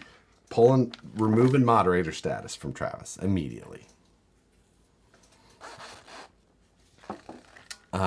Motion Race Works is giving away a Fox body Mustang. Oh, I know. I have not bought anything from there just for that chance, but I've thought about it. I'll tell you that. Let's see. What do you think about the clicking sound of the transmission? I have experienced it in mine. I was able to fix it in mine with a shim, but it doesn't seem to be the same for everybody. So I've been able to fix it. It seems like it's been an easy thing for me in the past, but I understand that it's not the same. Honestly, definitely ran into more assembly issues than anything causing things, but have you ever 3D printed an RC trailer? Nope, not big on RC trailers. I'm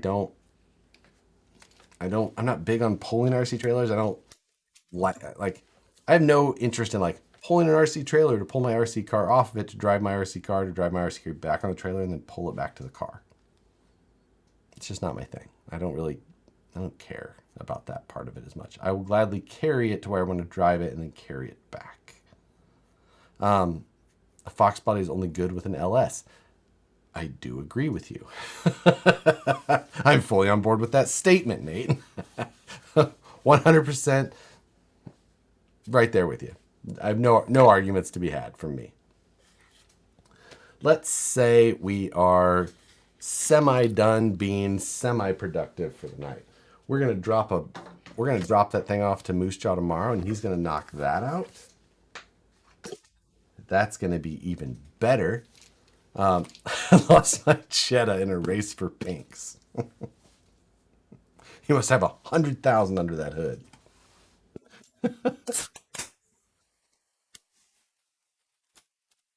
Pro Body RC has an SRTG.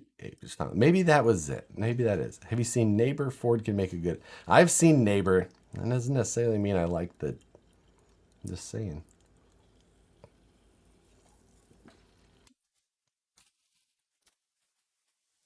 My new VS410 Ultra has a clicking sound. The transmission, the harder working, the louder. Something seems off there. That transmission has never been one to have a click.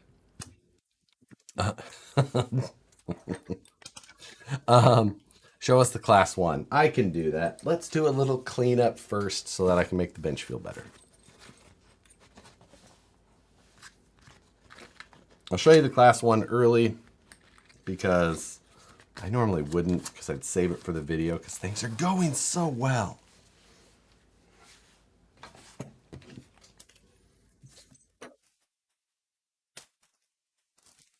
Hopefully the video edits well and everything comes out good. Because it is like I've been filming tube work in the garage, which may surprise you. My garage, not exactly set up as a studio. Poor lighting, poor sound.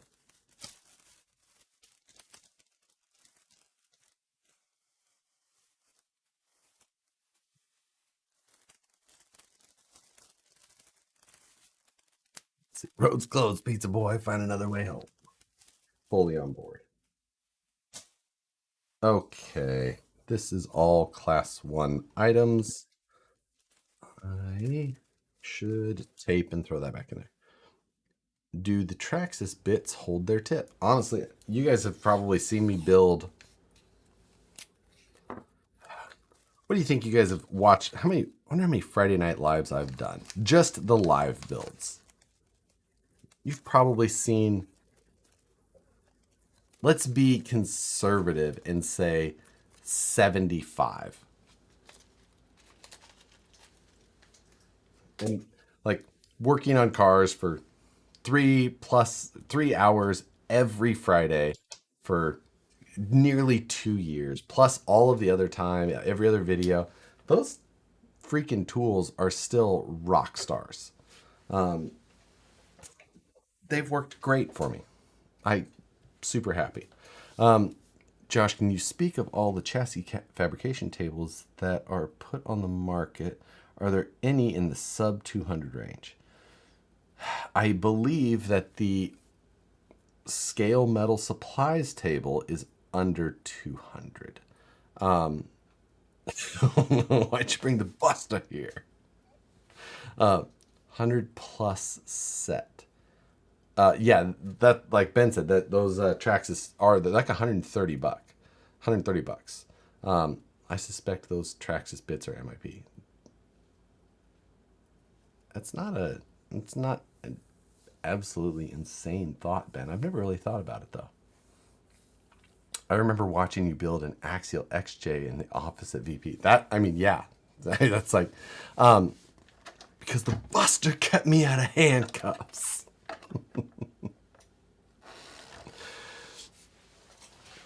I'll recite the whole movie start to finish, but I don't want to get demonetized, so I'm not going to do. I'm kidding. So, the class 1. So far, the tube work. So the hood is just resting on there, so it'll slide, slip, slide out of the way. But you will see that I did mock up the rear section today. That is has gone well. But there's a couple of things. Did I bring them in here? I don't think that I did. Darn it. It would have been good for visuals. First of all, can I tell you about I know Matt isn't in here, so we can tell Matt. We won't tell Matt about this before next Wednesday. Next Wednesday, I'll break the news to him. But I did add yet another new tool to my shop, and it's right out of camera view. I'm touching it right now, and it was extremely helpful in the fabrication of this truck. I don't know if some of you may be able to guess it. Super helpful. But new tool in the studio right here. But these bends here, this tube, which was my biggest concern, it has 3 bends, one here, and then one right here. None of them are in the same plane, meaning that when you bend this one, you can't just go to the next one and then bend again. You have to bend it and then go, and then you have to turn the tube and then bend it and then turn the tube again and bend it again, which is very difficult. The 2 people in a row just guessed it. A printer.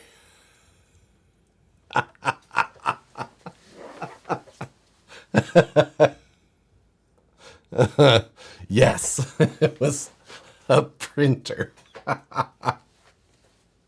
That was what new tool to the shop.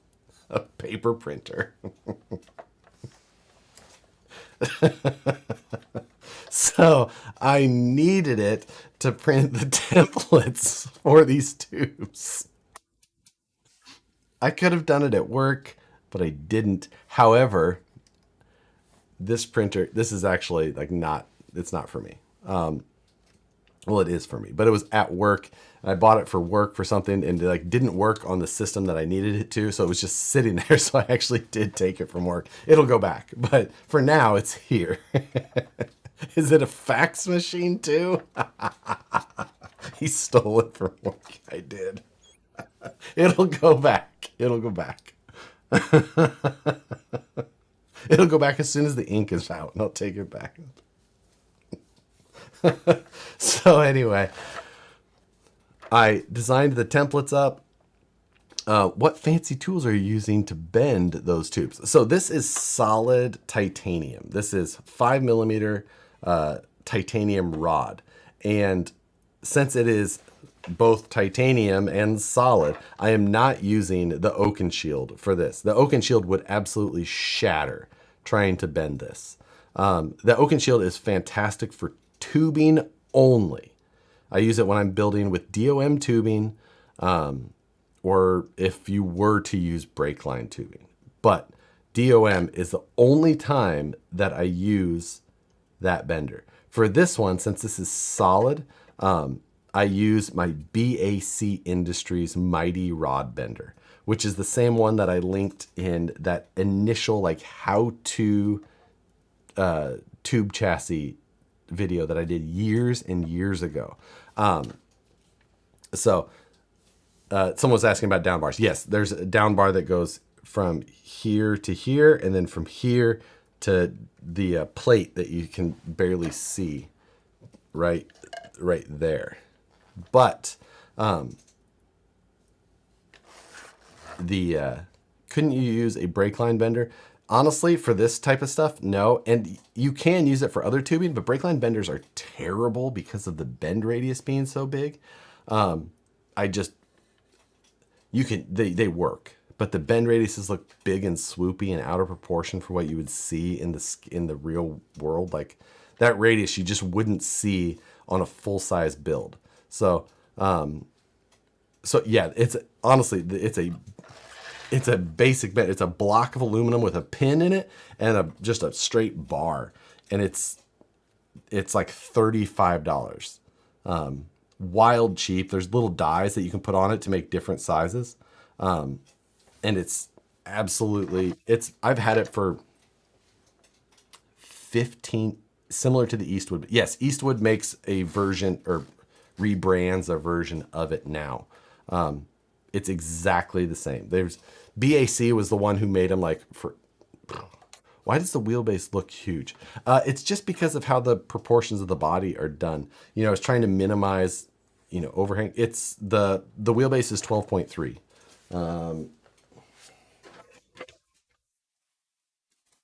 Like a cliffhanger body, you know, it is barely longer than a cliffhanger.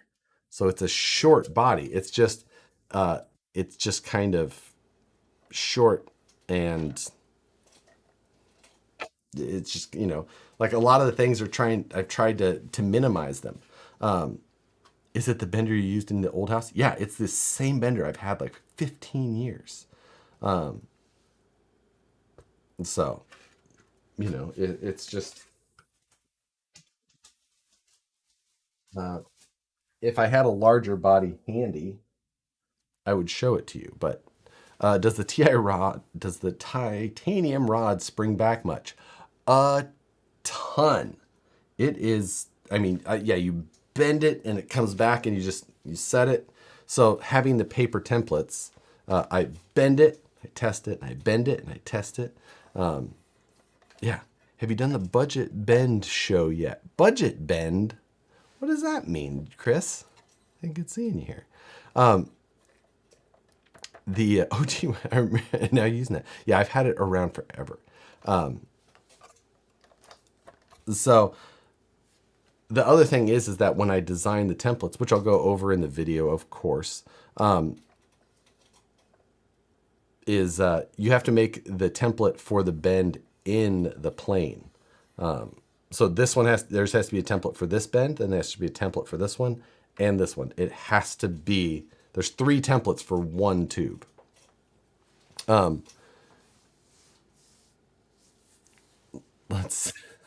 cannot follow these conversations.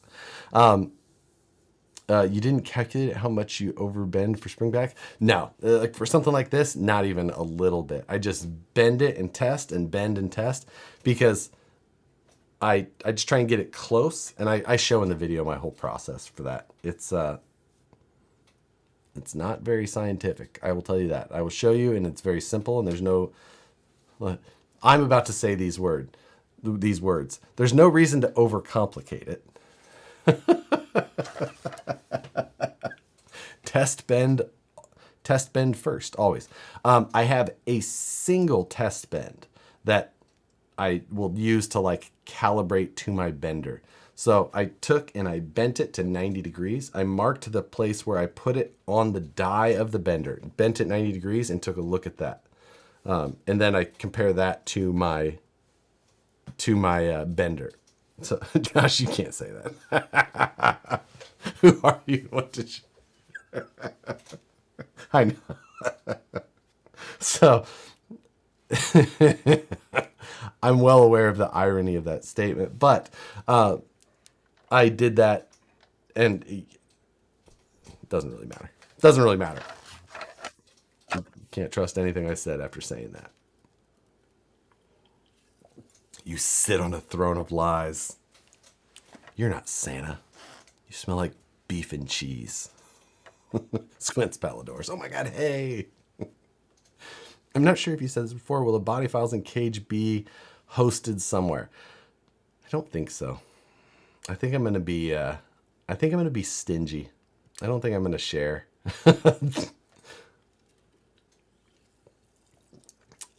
So yeah. Why didn't you just machine that cage? Machining a cage like this, you're talking about,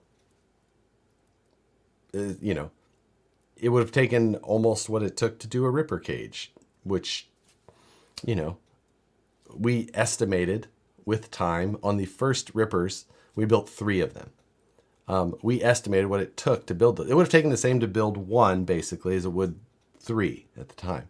We would have estimated that would have taken about $45,000. So there's a really good reason I didn't machine the cage. And that's why. Did you factor in barometric pressure and the position of the moon in your bend calculations?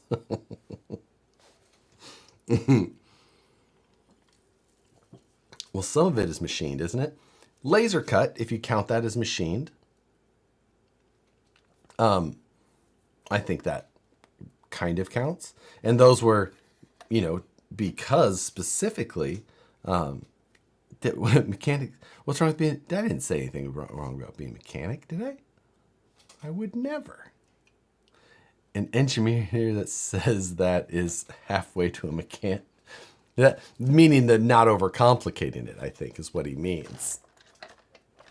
So yeah, I did the laser cutting for a couple of reasons, and honestly, I couldn't be happier with my decision on how these worked and how well it worked and what's going on.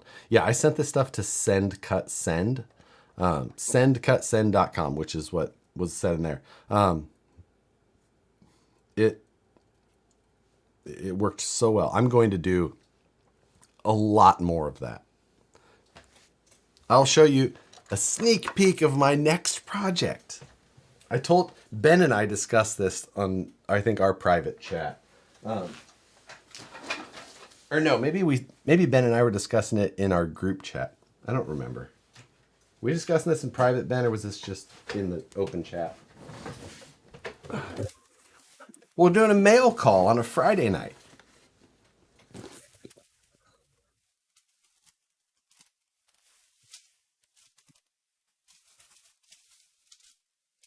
Titanium was a money decision. Honestly, I'm super pumped that I did it. Otherwise, it would have just been another cage. It was in the group chat. Okay. I can't remember sometimes. So this is foreshadow. This is just because I appreciate all of you guys who decide to come to a live video. I really do. You guys are great. I don't mind showing you early what I'm going to be talking about in the upcoming videos and such. Because I know that if you guys are here, you're still going to watch the video. A router for your router. This is separate. I bought this for the most ridiculous reason. Remember when I just said no reason to overcomplicate it. I'm about to overcomplicate the shit out of something. Like wild overcomplicate it. Get ready for this. Same router I have. Yes, I messaged Ben and I was just like, hey, Ben, what router do you have? Because Ben and I had discussed long ago, because Ben does tube work as well. I keep saying Ben, he's the Scale Crawler Fab Shop. You can go see his Instagram as well. Ben and I talk about fabrication every once in a while. And we talked a long time ago about coping tubing or fish mouthing tubing, however you want to talk about it, which is putting that like curved thing so that it sits on another piece of tubing just right. And I had talked about before about getting a router like this, and specifically a burr wheel, which is a round, like knurled tube. And I was thinking about bolting it into a table through these screws here, and then having that stick up so I could do that. And Ben actually just like he was like, I'm going to do that. There we go. And then he did it. He just got it done. Put it into his fab table and he got it done. Mine, I never did. I have a large, it's like a Dremel, but big. And I have the burr wheel in there, and I literally, you'll see in the video, but like I hand cope the tube with that thing. But every once in a while, Dremels will get away from you and it'll like spin around the tube. So what I am going to do is not just mount this into a table. I'm going to mount this sideways into a laser cut and likely CNC bent plate so that it holds this thing sideways like this. And then I'm going to take this piece right here. And this is a 2 3/4 inch indexable rotary table. And it's covered in all that China can offer right now, I'm pretty sure. You know that China grease smell. Josh, cut 2, please. Ben, we're going to design it in Fusion, and we're going to laser cut it. Where do you find that? So, what we're going to do is this piece is the rotary. So it's got this little spinny deal here, and as you can see, it turns the rotary. What I plan to do is we're going to laser cut the mount for this. In that also, we're going to laser cut a mount that will hold the rotary table, which will also have a mount on it that will help align and hold the tube perfectly in line with the burr wheel that will come out of our router, so that when you push the tube into it, it will be perfectly coped. Now, the point of having a rotary table like this is so that I can adjust it and look at the angle, which is printed around the outside edge, which you can hardly see, but you can see the 0 there, 0, 10, 20. And I know the angle of my tubes normally because I'm doing it in CAD. Or I'll use my digital angle finder, match it on the car, and then I can bring it to this, dial it to the perfect amount, and then send it into my overly complicated tube notcher. Tube notchers in the real world, full-size world, big thing. They're done a little bit differently, but this is the reason that I'm going this route. And that is the plan, to overcomplicate that particular process. Nicole is home. I'm going to close this door. Hello. Hi. You having fun?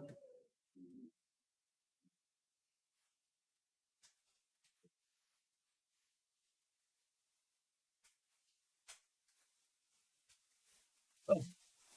Anyway, so Josh over engineering too natural. This is so massively over. Now there is a few little hiccups with this. The fact that as I rotate or turn the rotary table, I do have to compensate for the fact that the end of the tube will be swinging and the burr wheel is only a certain length. So I need to be able to slide the rotary table so that it adjusts it so that I can always hit the burr wheel. So there's some hurdles to overcome. But I think that I can do it. $4,000 tube notcher. Not 4,000, but in the end it could be 400. The rotary table was actually fairly cheap. It was like $69. This was like 110. Buy a small CNC machine. But the problem is that it doesn't get me what I need, because I still have to have fixturing to hold a tube, and then I have to either have it indexable or whatever. Like the only thing the CNC would do would be able to come up and like touch it. So it doesn't really get me anything. If I could CNC it, I would. But like all of the stuff that I need, it just doesn't do. So in this week's video, you'll see where the thought process for this came from.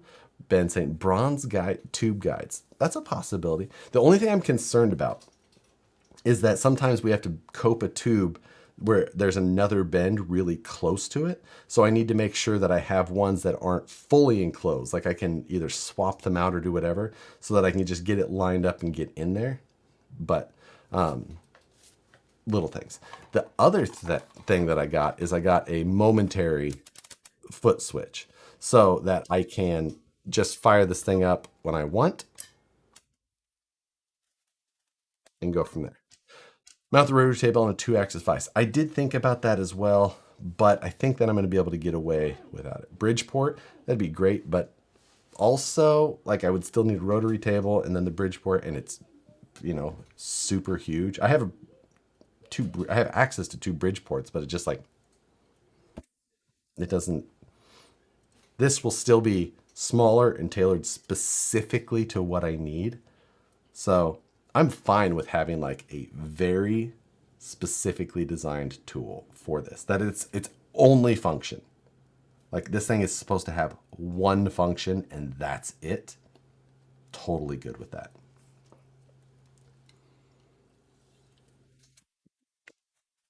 Is that Nicole yelling? Yes, she's talking to the cats now that her and her friend are home from San Francisco. So you'll use a paper printer, use a paper printer from work, but not a full-on mill. The problem is the full-on mill is not at my house. I need it at my house. Just center bit to rotary and fix them out. It will be fine. That's what I was thinking about too. That dumb guy. I was thinking about that, having it on center, and then having like the rotary knob on the other side. So I just have to figure out if space wise how that will all work, but it's definitely a thought. It does mean that my base for the tube just has to be raised. I don't think that that's a huge deal. It's just, so it's definitely there. I think I'll be able to do it without ridiculous amounts of parts. Is that a variable router? Yes, absolutely. That was the important part. It's got the variable speed up here. So it will be plenty powerful. Oh, there you go. Pletherman, that router is stupid powerful. Zero chance of bogging it down. Yeah, I zero concern about that at all. But yes, the variable speed was high on my list of must-haves. Which motor ESC cover are you on for to automate the table feed?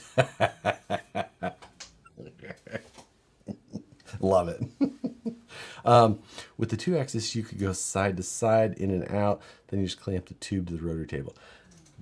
Yeah, it's a thought. It's not a bad thought at all. So I don't know yet. We'll see. We shall see. Small trim router is still more powerful than needed. Absolutely. So when you hit 40 million invested in your class 1, will you regret not getting a house? Wouldn't be hard to cut and bend them out. I don't think it will be hard, but of course I'm going to design it in CAD and then have it laser cut and CNC bent so that it's perfect. I have 10,000 worth of CO2 lasers, a Glowforge Pro, and an Omnitech 100 watt. If you ever need anything cut and sent, I appreciate the offer. I think I've shown the scale in this Road to Scale Nationals. I've got a friend who's got a Laguna router, or a Laguna, what is that called? Laser. I'm not really sure what the wattage is though, but I go over there and use his every once in a while. No regrets. So how many things are you going to make and sell to offset the cost of all that? You know what? That's a great business question, but let's not try and throw logic in there. The RCPC will actually drive to move the table to 0.01 accuracy.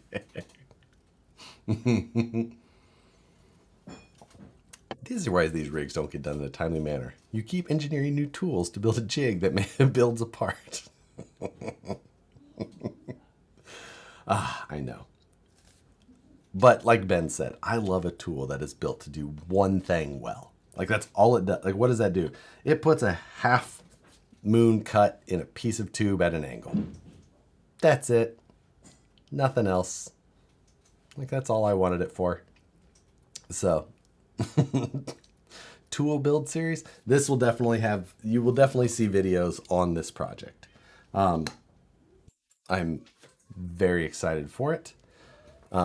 Titanium makes pretty sparks. It does. They're very bright white. But this my latest. And I do hope to work on this very soon. I may work on that after this stream, even fire up the CAD box and start doing CAD things. Today on What's on the Bench, Josh makes half a hole. Yeah. Like nothing makes a less interesting video than something like, do some of you every once in a while build something out of tube? How would you like to spend the cost of a new RTR vehicle on a thing to make a part of that process slightly faster? You know what? Maybe that'll be my intro.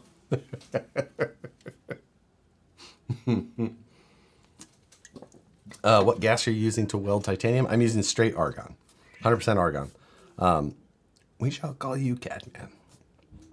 Have you done much machining in titanium? No. Zero.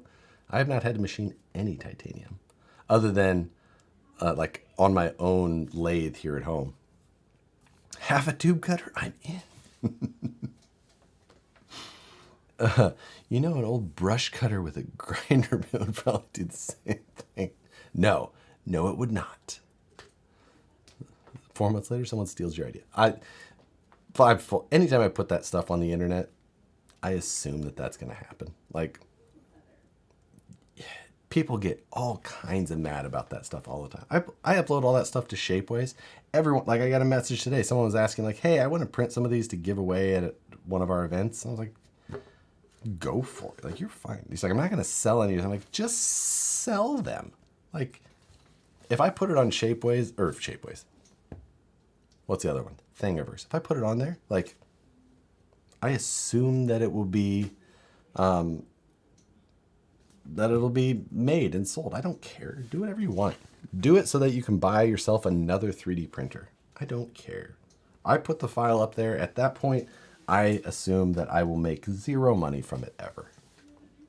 If someone else can make money from it, go for it.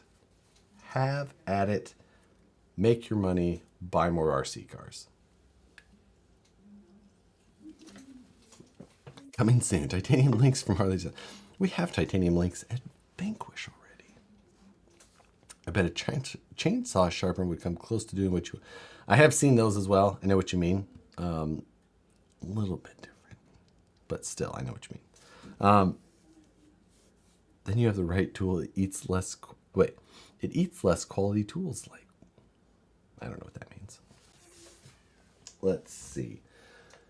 That's that project. We've got it going. Everyone leaves the stream to start selling your files.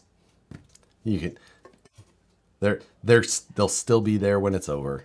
Start. I really don't care. Your husband has given the best addiction ever. We love it. Hey, I'm happy for you. I think it's a pretty good addiction. I think so. It's healthy. You can learn all kinds of things. That's the thing. You can learn anything you want, like with it in mind, like physics or geometry or fabrication, painting. I don't know who would want to do that part of it.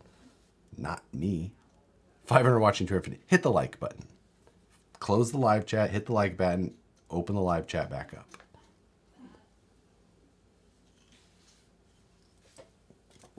So let's see. I don't know that I want to work on anything. We'll just answer questions for the rest of the night. And then that, yes, because I'm going to order food at some point because I forgot to do that on my way. I'll paint sanding for the birds, though. What? If I keep hitting it, at some point it won't be liked. Watch the stream on 4K TV and chat on your phone. Hey, there you go. So,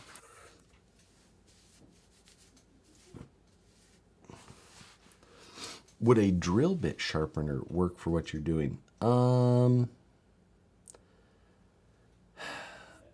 I've seen those. I don't know. I don't know if it would. It's a possibility.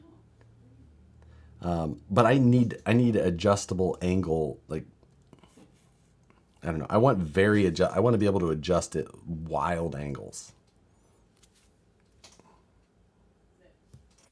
We'll figure it out.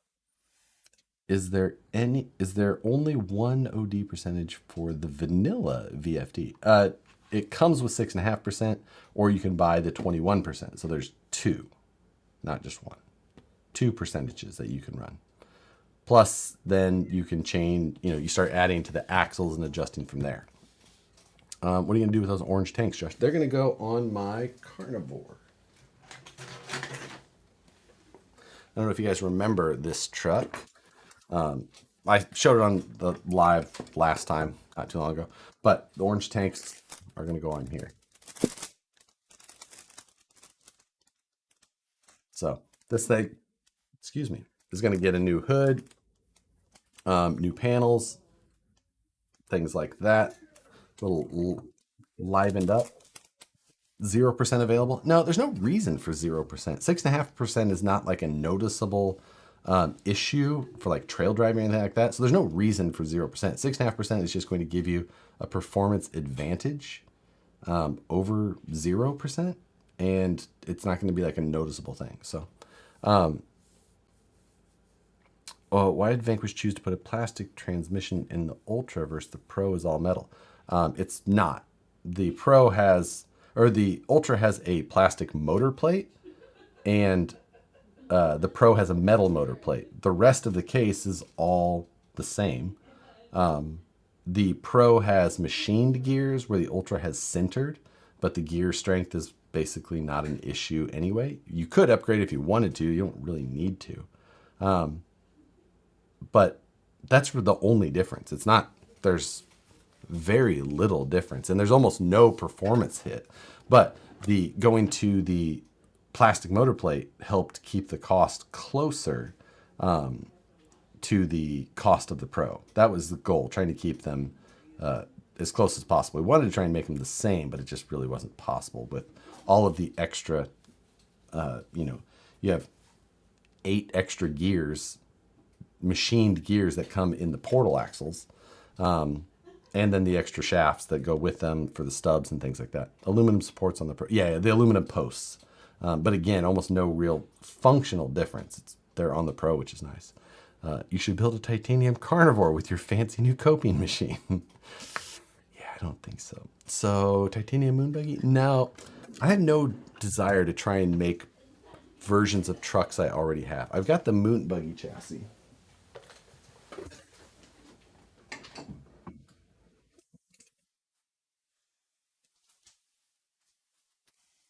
This is that UC Fab moon buggy chassis that I've got. You can see it's got the motor in the back. This is the servo mount for the axles that will go on it. But little battery tray. Yes. So yeah, that's gonna be the next next one. What truck on the bench customs? Yeah, these are both all custom chassis. These are both DOM tubing.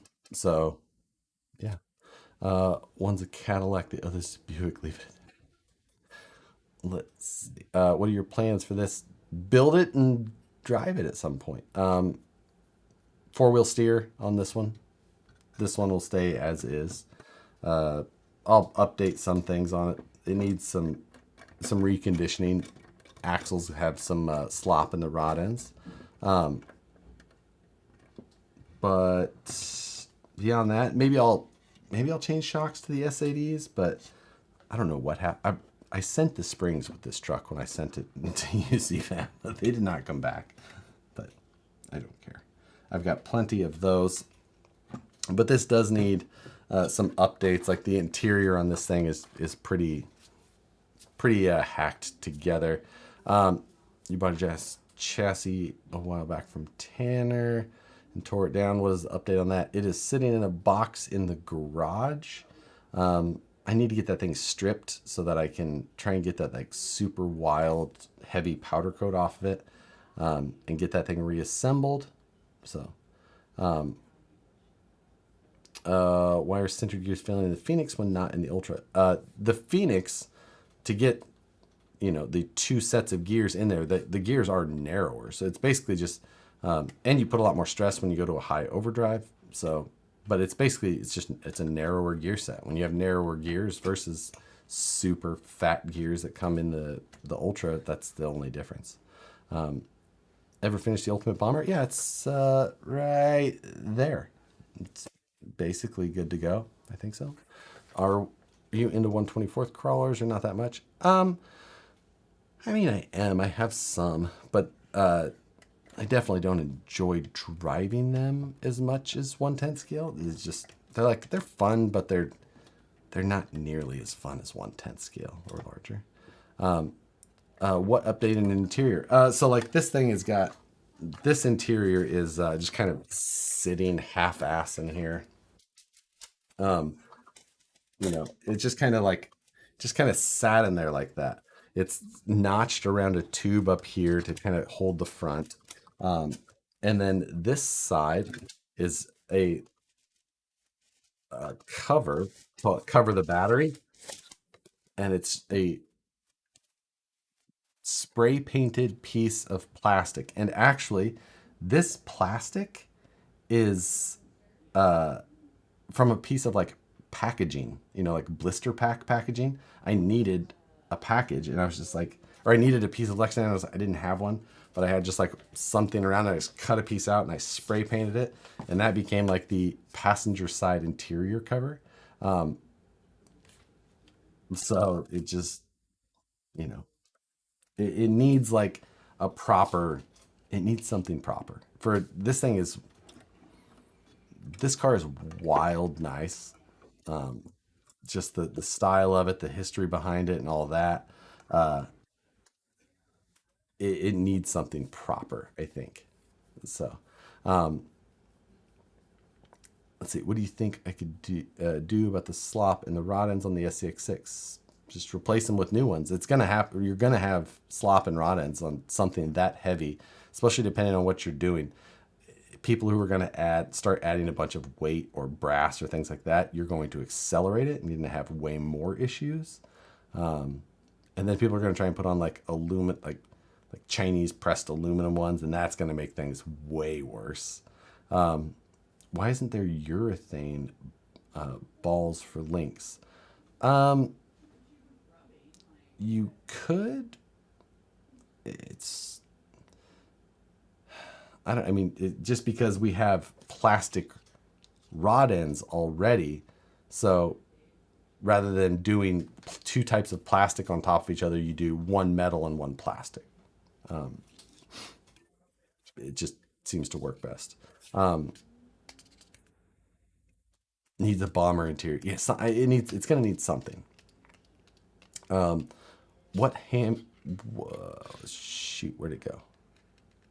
What happened to the zombie puke paint job with the holes in it? It's right there. We can grab that. We can grab that. I need to get that thing. I need to get that thing finished and sold. I don't think I'm going to keep it.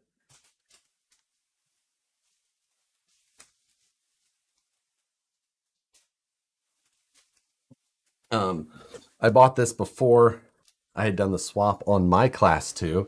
I actually really liked the class two, the driving experience and everything. So I really don't think that I will be in any need of a second class two or a backup class two or anything like that. So I bought this, and I think that I'm just going to.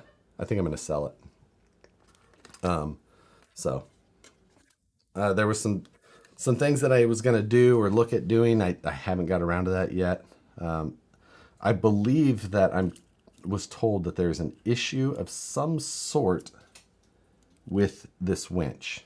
Haven't tested that yet though, and should do that. I just really haven't touched it. So I need to get around to some of that because I don't know anything about it.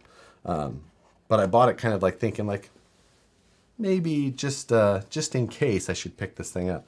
It's a I mean, this thing was obviously built to be highly competitive, and that's while I should do that, it's like I should just use this and I should use it as the rig. But there's so many things, like it's just not the way that I would have to change things, this and that. So I'm just like, I can't. That thing gets uglier every time I see it. Thanks, Phoenix. Yeah, it's just meant to be one of those highly competitive type trucks, which I get. It's got that done. I'll buy that for $10. I bet you would, Jesse. Does inverting your shocks make that big of a difference? No, but it's the weight of the oil is lower now. But it's nothing is like that big of a difference. It's when you add up 50 things that you've done that it starts to make a difference. So that's why. So yeah, I'll buy it for 12. No, I'm going to have, I'm going to have to, I've got probably, I think I have like $700 in this thing with shipping and everything.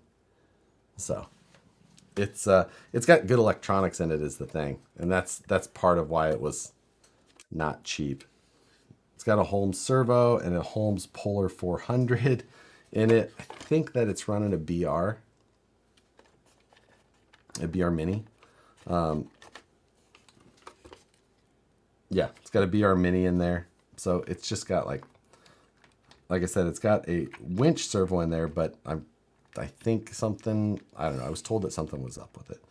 Not really sure what the overdrive percentage of everything is. I'm told it's got a pretty high overdrive because it's got an overdrive box on the back side of the little comp style transmission. So, yeah. It just has this wild ass paint job that I'm pretty sure was done that way on purpose.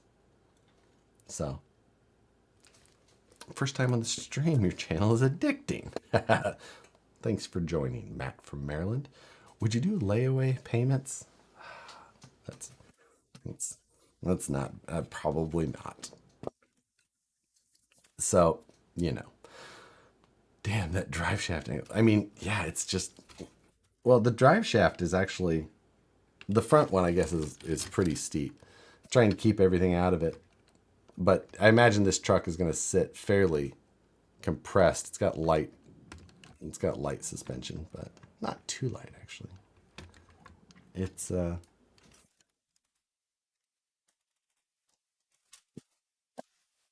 so, I'm still not mad that I bought it. I bought it just in case.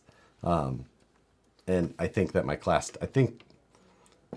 I really should hold on to it until like I get closer to nationals, but I think we'll be able to make it work. So, first time on live, watch your news every week. Thanks for joining. But I've never actually owned one of the trucks with the LC70, LC80, LC70, right? The first time owning one of those, I was actually kind of surprised. I thought these things were smaller as far as like the cabs and all that, but the size of it is actually pretty impressive. I kind of wouldn't mind using one in the future, possibly. So it's something I'll definitely think more about now that I've seen this one in person. Fix a few things on it, paint it black. Boom. I know. That's what. Will it be sold RTR? I don't know. Like right now, it is what it is. I need to sell it, but I need to just. It's like I don't know. I don't know when I'll get to it. So that's that's the status of that. Will you sell me the sheriff truck? Yes, I would, Tim. I know you're local. That makes things easier. Aardbark Spleen, sir, has anyone done a study on ramp metering additional fuel usage? That's a good point. They retrofitted some ramps around here and took away like a third, it seems, seems ungreen. Ramp metering is interesting. That is a part of calculations with like burn fuel and things like that. The thing that I don't like about ramp, if you guys don't know what ramp metering is, it's when they put that stoplight near the merge point on an interstate on-ramp. And basically they put loops in the pavement on the actual interstate, and they see when there is a certain amount of traffic, and based on the amount of traffic going by, they let so many cars on at a time, and at so many intervals. So anyway, they're interesting. I don't love ramp metering, mainly because I don't like that they take away the acceleration distance of vehicles merging onto the interstate. That's my biggest thing. Like, ramps are supposed to be acceleration ramps. Like, that's why they're there, and you take all that away. Michael Cockrell, you shoot me a message on Instagram or Facebook. Or you can go to my website, harleydesigns.com. So, yeah, you mean things we ignore here in California? I know. Get rid of ramp metering or burn twice the fuel, because twice the fuel, that's pretty tough. BT is here. Thank you, sir. Especially people have a hard enough time getting at freeway speed without stop. I know, like, people do not get the idea of what an acceleration ramp is for. They like get to the especially like get towards the end and they'll hit the brakes. I'm like, drives me no cop, no stop. You know who ignores ramp metering? There's like does not like she's like that's not a thing. Nicole. She's just like, yeah, those aren't real lights. I'm like, they are. They can give you a ticket for them just the same. She's like, nah, those don't count. I'm like, they absolutely do count. And she, whoa, just like, wow. Ramp metering, where is this? We've seen it. It's all over the country. Yeah, it's kind of all over. So, Nicole, that does not pertain to me. It's exactly right. She just like, all right, whatever. It just goes. I mean, I don't necessarily love them. I get the point of them. I get that they can work. They do work in many cases, but it's still it's. My wife says she's like Nicole due to that fact. She just, I literally can't. I'm just like, ramp metering is big on the loop in DC. Yeah, I've driven in that. Like, yeah, no ramp meters in Montana. Oh, all right. I'll let you make that. Is that why so many Californians are moving there? I take them as a challenge. Do you do any construction RCs? I don't. I like them, but I never have. I've thought about it, but let's see. Colorado has it, but Vermont doesn't. Vermont sells one. None in Florida. There's none in Florida? I find that so hard to believe. They're pretty widely used now. I like how there's a meter at the beginning of freeways, like they're like where it begins at because long line, even freeway starts, the next entrance has their own lane. Yeah, it is. It's so far I don't know. There's so many things in California, especially like when they implement certain things. I'm like, why is that here? But that's, I mean, almost all states, but California just more than anywhere has made me scratch my head. BT, I did, and I have watched Ozarks every episode, every season. Absolutely, I love that show. And I have to say, my family lived at Lake the Ozarks for several years. Nicole grew up in the area a lot growing up. It's only a few hours from Kansas City, and she had a lot of family that lived there. She spent a lot of time there in like the summers and things like that. Like, if that explains anything to you.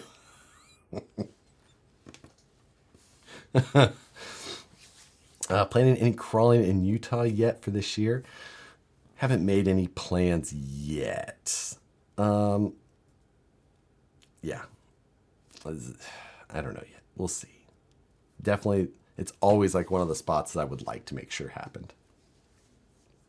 Um,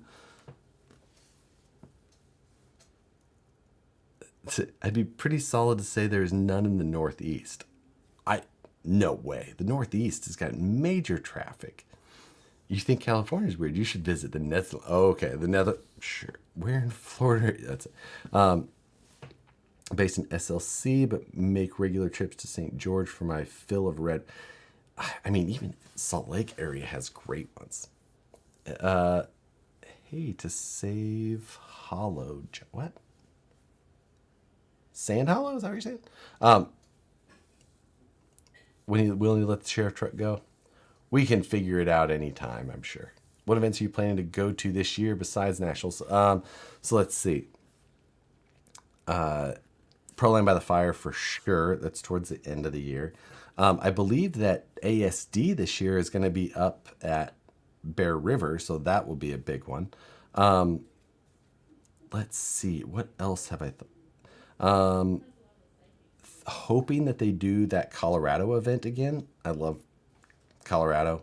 So if Crawl Space does that event again, that would be a definite for me. Um, let's see. I thought that there was some other specific ones. I don't know about K&K yet. It's a thought. That's in Ohio.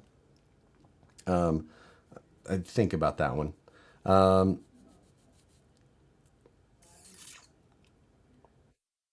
that I don't know. Beyond that, those are the ones that are just popping up, popping up to me first. Anything close to Washington? Um, Not that I know of. East Coast scale. I've thought about that one again, but man, it's so hard to make me to think about going to Pennsylvania in August. It's so humid. Jefferson State Jamboree. Is that the one that they was previously called Squirrel Fest? That's always a possibility. It's not very far away.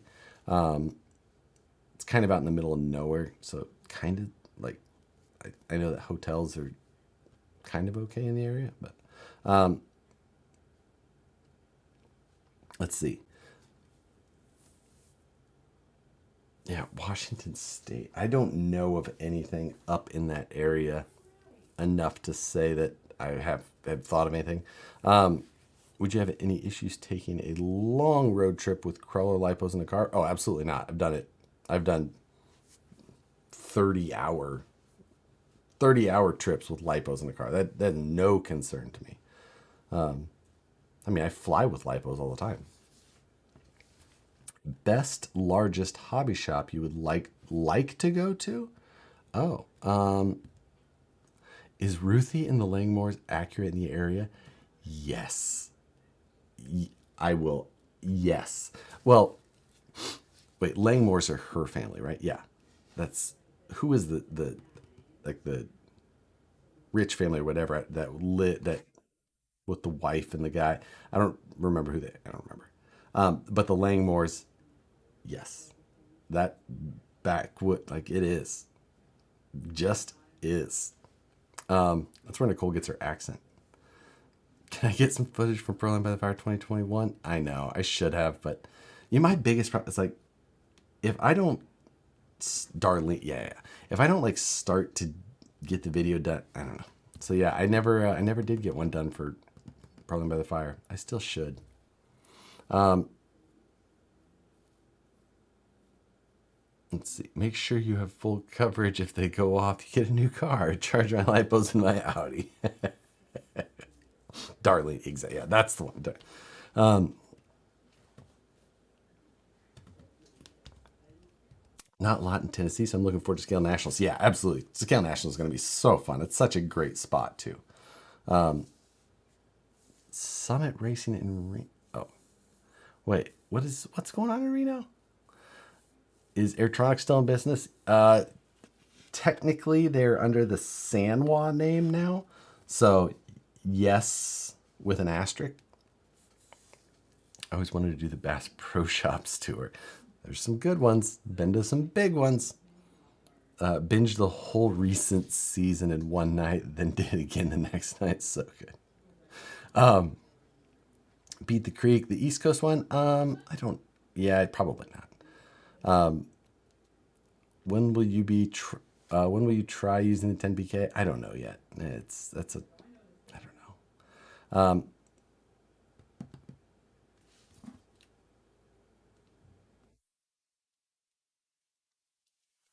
Let's see.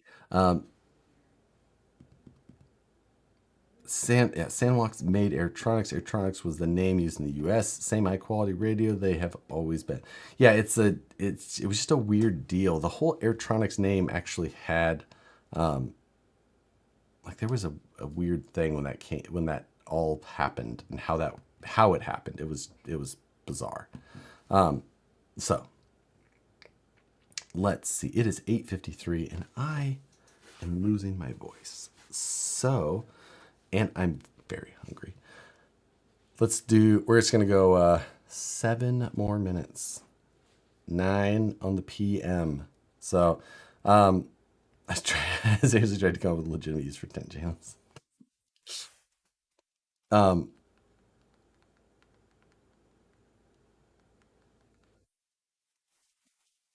Let's see. West Desert Wheeler Ding Dong has some awesome, yeah, I mean, so many spots in Utah are great. So no Elephant Rock then. I've crawled at Elephant Rock in St. Louis. I enjoyed that spot. Been there many times. Burned a new set of tires on the rainboard.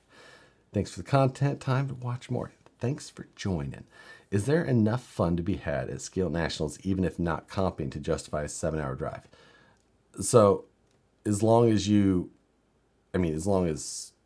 driving trucks on terrain that you enjoy, and there's going to be plenty of people around, and seeing the event and talking with people, seeing how people are competing, I would say yes.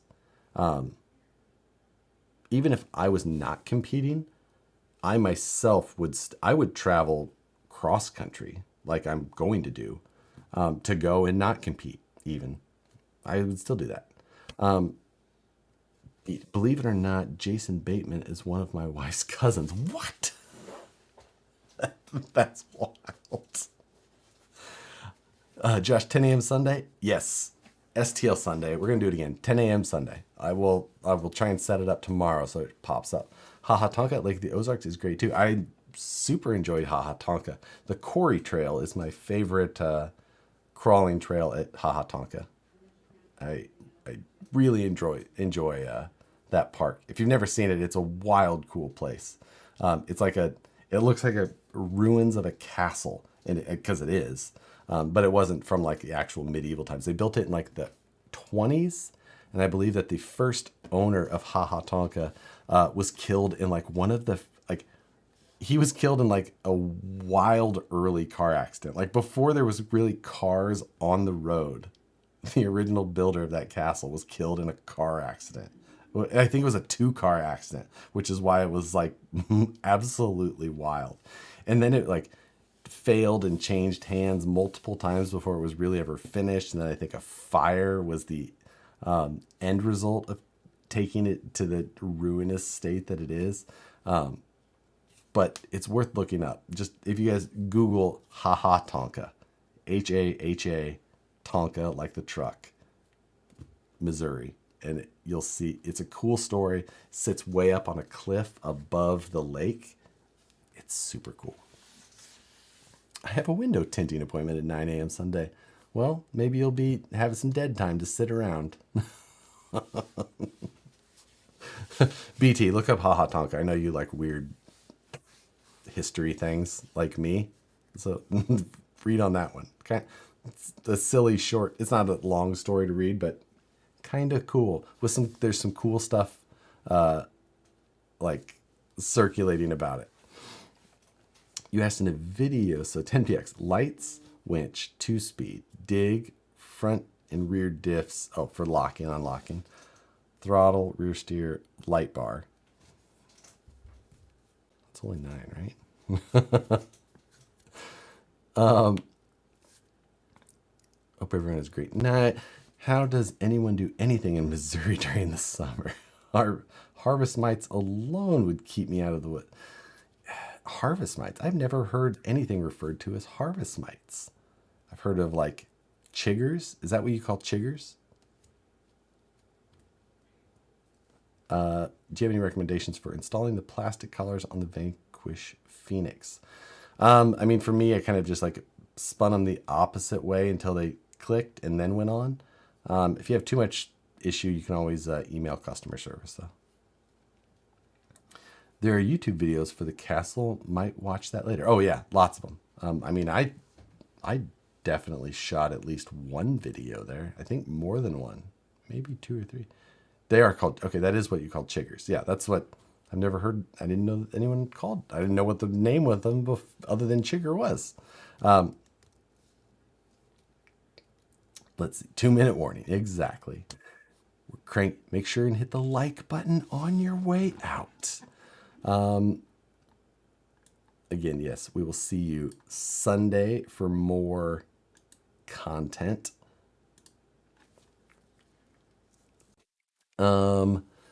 Yes, hit the like button on your way out. We're good to go. Looking forward to me. Well, yeah, see you there. Good time. Sunday time, 10 a.m. Pacific Standard Time. PST. So earlier, yeah, in the AM hour. As always, thanks for joining everybody. I'll see you Sunday. Later.